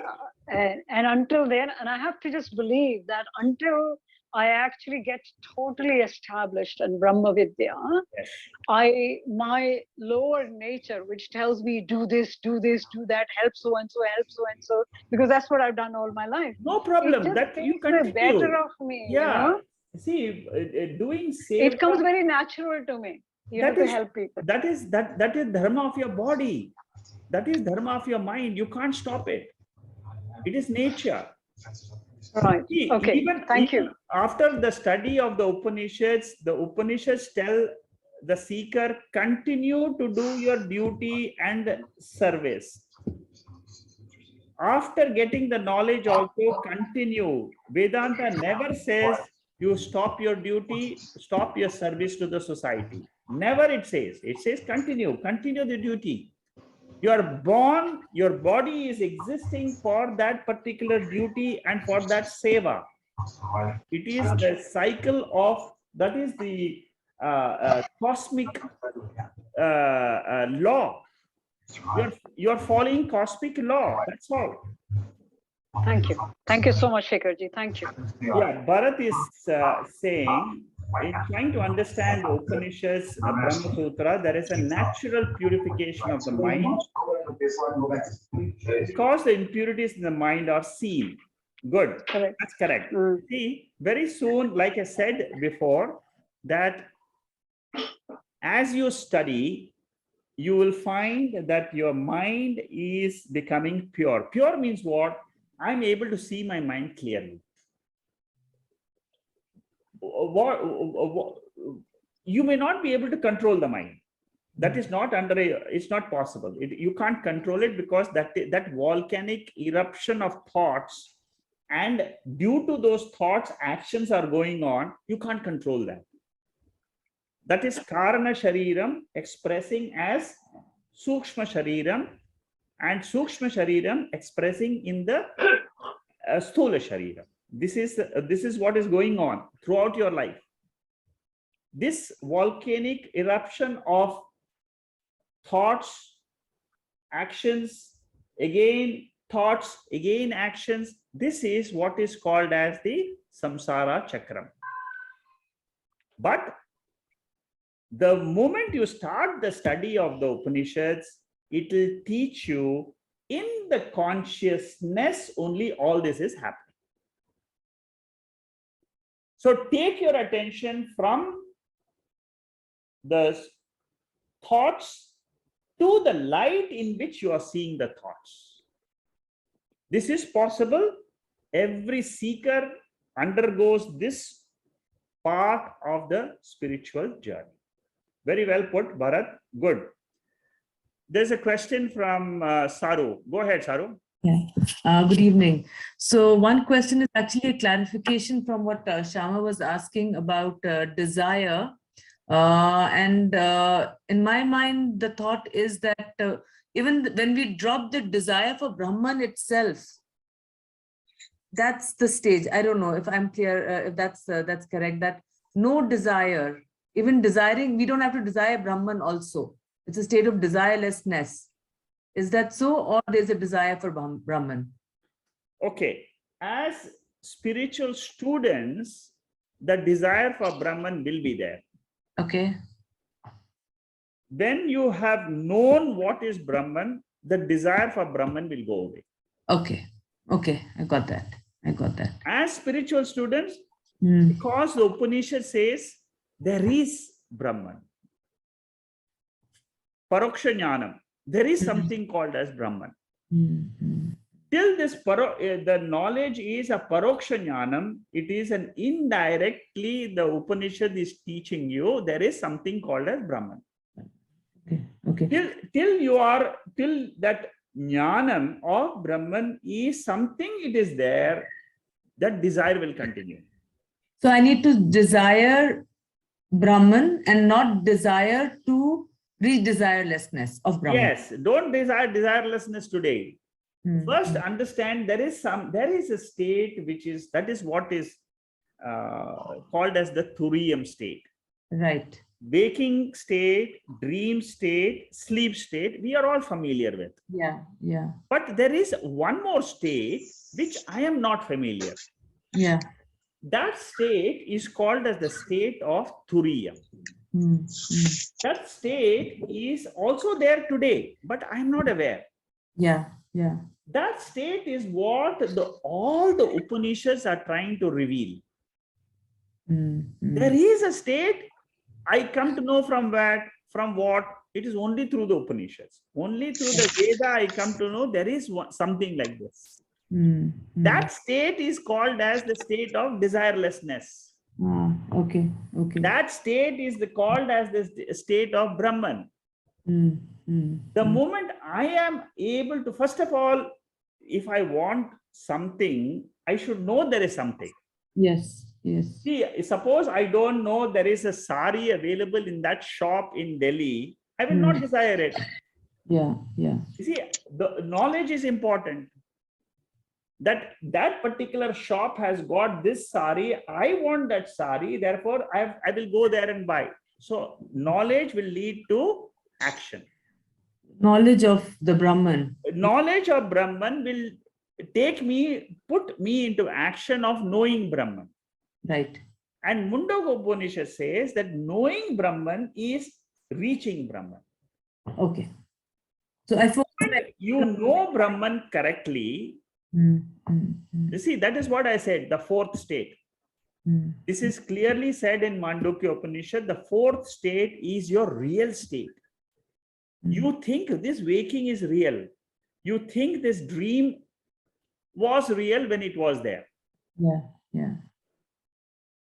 See, what is the difference between waking and dream? Dream is real only for that period in which it was existing.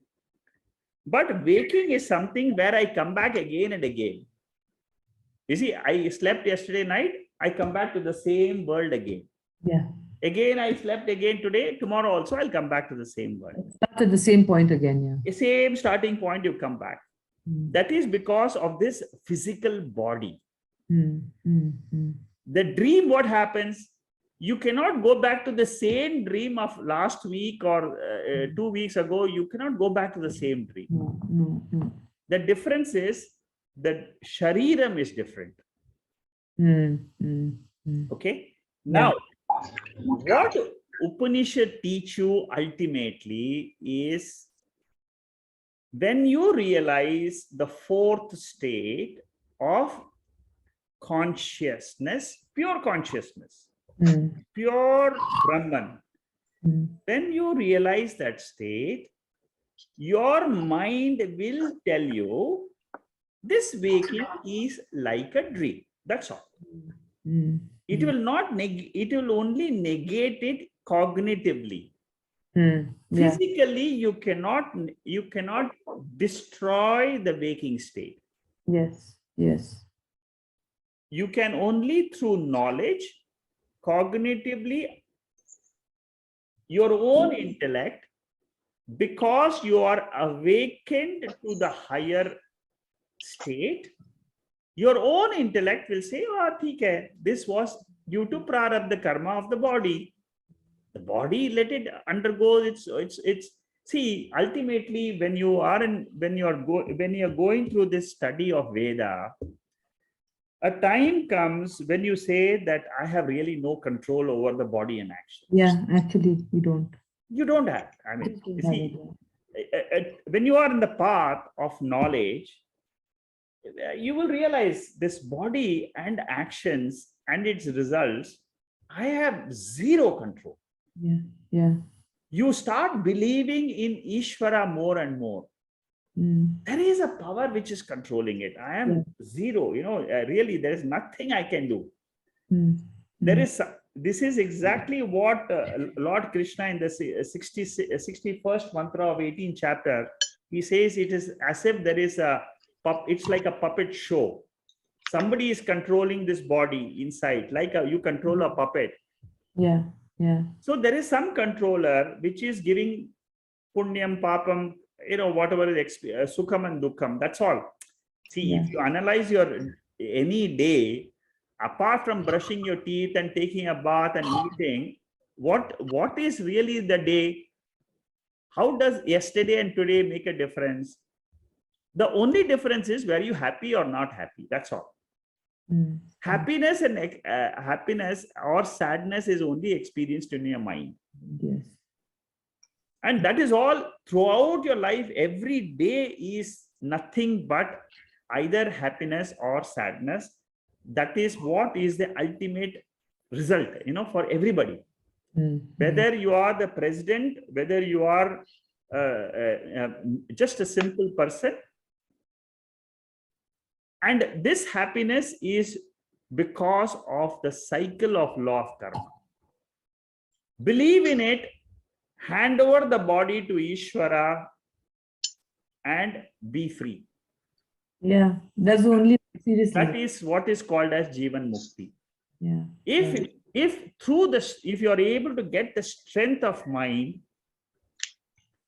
to let go the body and its results, whatever its experience, to let go. Say, come on, okay. Every day I get up, I want to do 10 things in my day. I can't even finish my 2 things, I can't, because by the time I finish, something else comes and something else comes, and my list of things is never completed. Yeah.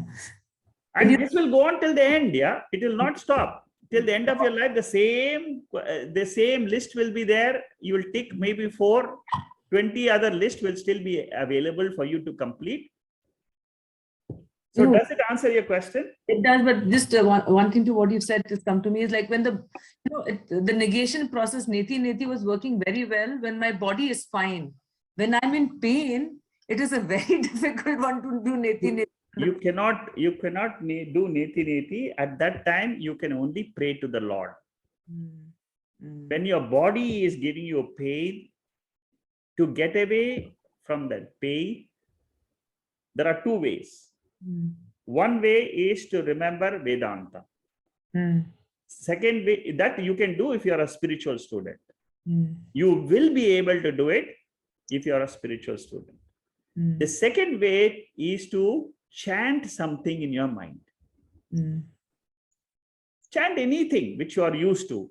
It can be Vishnu Sahasranamam, it can be Gayatri Mantra, it can be anything. These are the only two ways in which you can, Vedanta is a higher method. It is an instant solution, but for that you need purity of mind. Without purity of mind, it will never happen. Right. And jnanis use that method. They are very effective in using that method. And that is the neti. That is neti. It also is, neti is one method. The second method is Brahma Lakshana mantras. Satyam Jnanam Anantam. This is my pure state. I am not the body. I am not the mind. I am the Atma. Aham Brahma Asmi. That thought. That is why in advanced texts of Vedanta, they clearly say that start practicing. At least once a day, say Aham Brahma Asmi. You may not mean it, but let your mind say it. Aham Brahma Asmi. You see, in the higher text, it says, let it become a thought in your meditation itself. Aham Brahmasmi. It's a very, very, very, and why you say it? Because you have faith in the Shastra. Shastra has taught me what? That is the central message of all the Upanishads. Bhagavad Gita also. The Karma Yoga portion, Upasana Yoga portion, it is the bulk of Bhagavad Gita. But the central essence of the Bhagavad Gita is that aham which is there in you, I which is there in you, that is the glory of Lord. The 10th chapter, the 20th verse of Bhagavad Gita. It clearly says, this aham, I which is there in this body, that is the truth. And that is the pulse of life. That is what is called as the essence of this whole creation. Okay? Yeah. I have one question. Mr. Shekhar. Okay. Saru is just has one more question. I'll come to you, Jacqueline. The question is, how does one, what is the Vedic prescription or direction to deal with Maya? Does it have to be engaged with? Does it have to be surrendered to? Does it have to be, it doesn't have to be overcome. So how does one engage with Maya? You see, the Maya, you don't engage with Maya. Maya happens.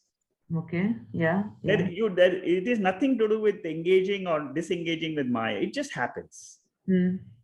Maya means what? It is your mind. Maya, in simple terms, if you want to understand what is Maya, it is your mind. Your mind, it is just bursting with thoughts. Not only your mind, everybody's mind. And that is an expression of Maya. The only way you can get out of Maya is by Atma Jnana. There is no other way. By Atma Jnanam, you can falsify Maya. You cannot get rid of Maya. You can only falsify it as it is a lower nature. That's all. Okay, to see Maya for Maya. Yeah. It is not Brahman. It is, see, but Aham Brahmasmi is the fact. Maya is lower nature. And to see it, to just see it is It is experienced. You see, Maya is experienced, but there is something which is non-experienced. That non-experienced fact of life, which is called as Brahman, is the final truth. You must note that it is non-experienced. It is not experienced. Like how you experience Maya. Maya means seeing this body. Maya means seeing the world. Maya means knowing that your mind is active. So how to get rid of this Maya is the whole study of the spiritual Upanishads. You know, the whole study of our spiritual science is to come out of this Maya. It is to come out of Maya. To come out of this Maya with the knowledge of Aham Brahma Asmi. So the experience will continue to happen, yet Yes. I will not be attached to those experiences. Exactly. I will not take it very seriously. It will go on. I cannot stop it. It will go on. And that is why I said a senior student will start believing in Ishvara more and more. And that Ishvara is what? It is an expression of Brahman only. Brahman without the world, Ishvara without the world is called as Brahman. Ishvara without the world. Ishvara, you see, what is the difference between Brahman and Ishvara? Whenever I experience the world, I call the cause of the world as Ishvara. Ishvara is the Karana for this whole experience of the world. When I am not experiencing this world, neither the body or mind or the world, the same Ishvara is called as Brahman. If your mind can pick up the difference between the two, you are a realized person. Think about it. Ishvara is when experience of the world is there. Yeah. There is a creator of this world, because this world is, it cannot just happen like that. No, it's been created. There is order in this world. There is intelligence in this world. And the only name I can give to that intelligent principle is Ishvara. But when I'm not experiencing this world, that Ishvara is called as Brahman. So Brahman and Ishvara, Brahman and world are not two different things. It is the same Brahman in which the Ishvara is a manifestation. Through Ishvara, I can go to Brahman. Through the Jagat, I can go to Brahman. So any manifestation is Maya? It's not, or not necessarily Maya? Yes, Maya is a manifestation. Manifestation is yes. Maya, right? Yes. Ishvara is also a manifestation, so I have to go. That's correct. Very good. I'm seeing there's a lot of growth in your understanding. Thank you. Thank you for teaching. It's beautiful. Okay, very good. Okay, there's some question here. Jacqueline, just a minute. Will meditation help to control the mind and purify the mind? Yes. Meditation is one of the best methods. Try it out 5 minutes, 10 minutes of a day. See, first of all, become familiar with your mind. Initially, don't try to control the mind, just become familiar. After that, try to remember Atma. The nature of Atma, you try to remember in meditation. Whatever you have learned in Mundaka Upanishad, any Upanishad, very simple definition. which you can meditate on is there is a reality from which the whole world is born, in which the whole world is existing, and in which the whole world is resolving. Think about this in your meditation. Again and again, think of this principle. It will purify your mind. This is a mantra from Taittiriya Upanishad. It is a mantra in the 3rd chapter of Taittiriya Upanishad, and very beautiful mantra. It is the same thing. It's the same idea which is conveyed in Kaivalya also. And Mayeva Sakalam Jatam, Mayi Sarvam Pratishthitam. There is one source from where this entire world is coming. Let your mind keep thinking of this one mantra. This mantra will purify your mind. This mantra will help you to, first of all, know your mind. Second of all, it will reach you to the highest point in Vedanta. One mantra. Let it ring in your mind again and again. There is one principle in the earth. There is one, and that is what? Let me give it a name. Okay. So Manikandan, I hope that's clear. Yes, second. Thank you. Okay. Niti Malachanam. Yeah. Can I? Okay, good. Yeah. Jacqueline. Yes, Mr. Shekhar, I have 2 quick questions. One is Aham Brahma Asmi is equal to Aham Turiyam Asmi. Yes, exactly the same. Okay. The other thing is you just mentioned the logic. There's no time. Please, make a point that teach us with the logic without time. Don't count time in there. Okay. Okay. Okay.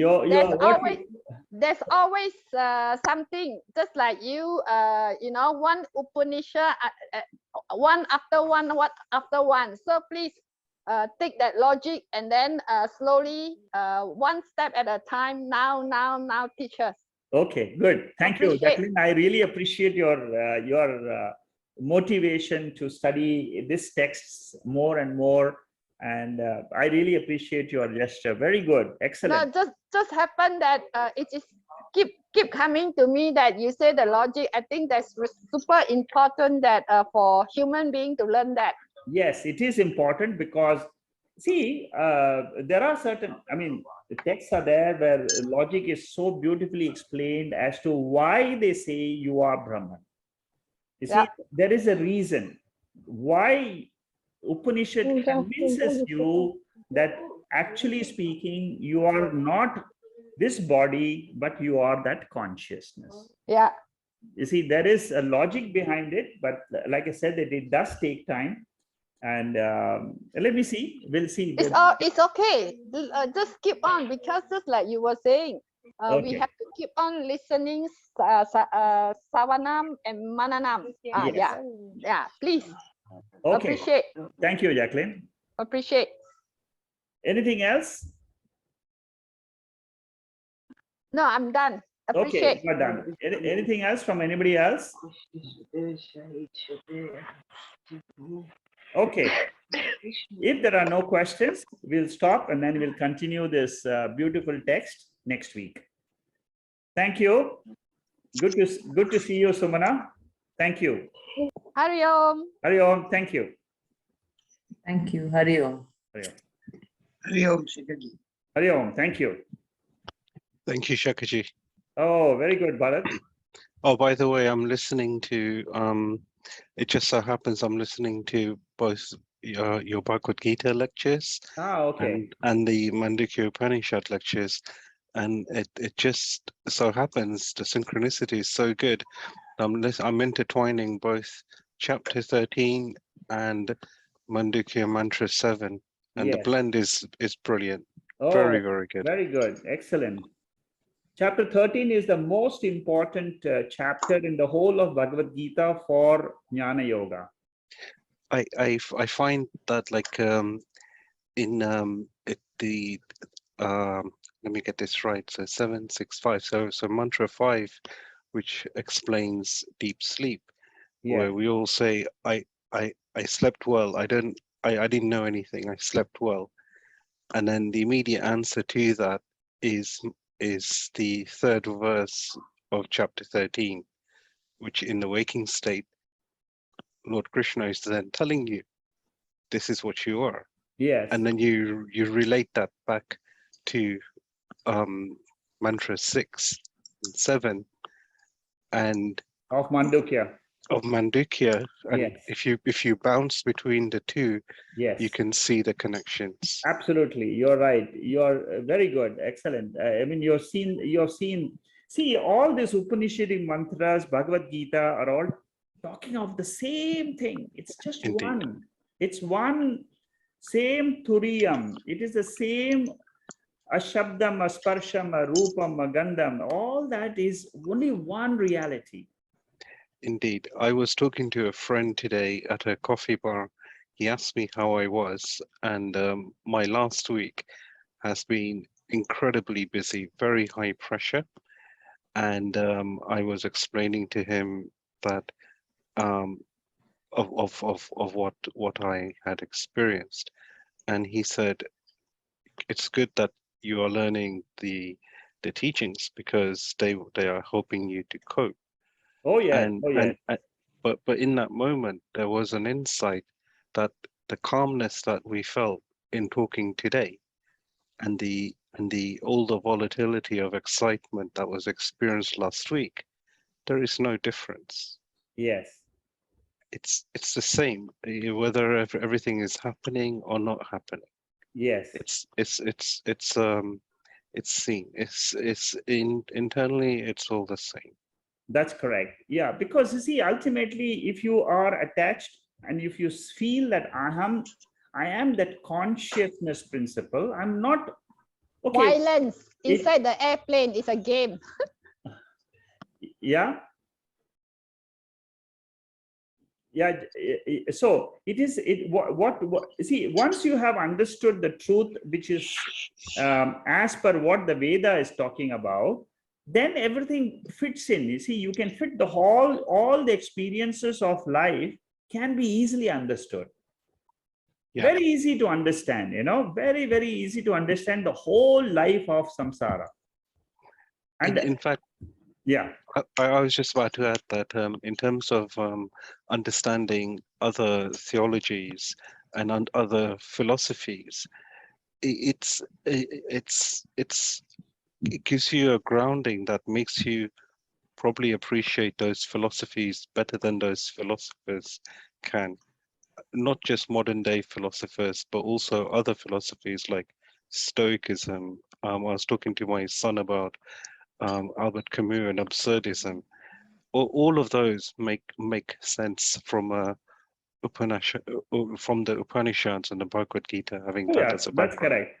See, that's why they say in our Vedas that you study first the Upanishads correctly, and then you can face all other philosophers. Yeah. And you can see what are the loopholes in those philosophies. Very Indeed. easily you'll come to know.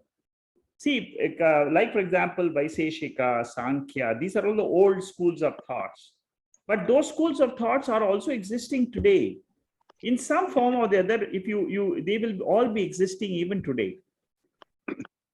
There is a guy, David Chalmers, who wrote a book called Reality Plus, explaining how everything is a simulation, and he gives 5 reasons of what is the definition of reality, and all of them can be immediately negated.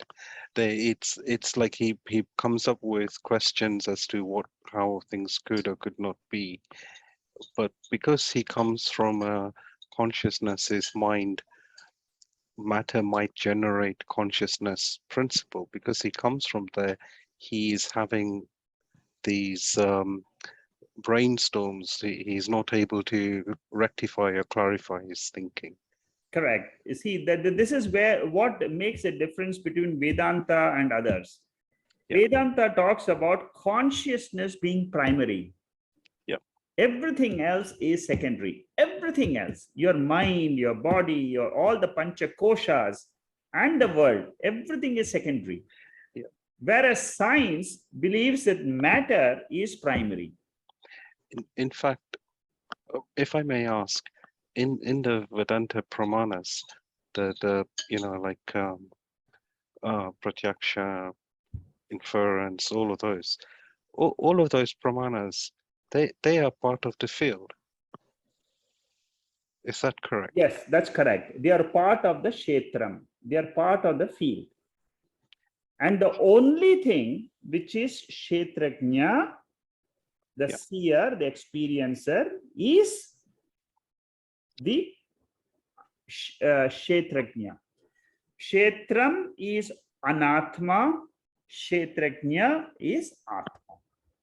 So the 6 sources of knowledge which are there, the pramanams, the 5 sources, pratyaksha, anumana, upamana, arthapatti, all that is anatma.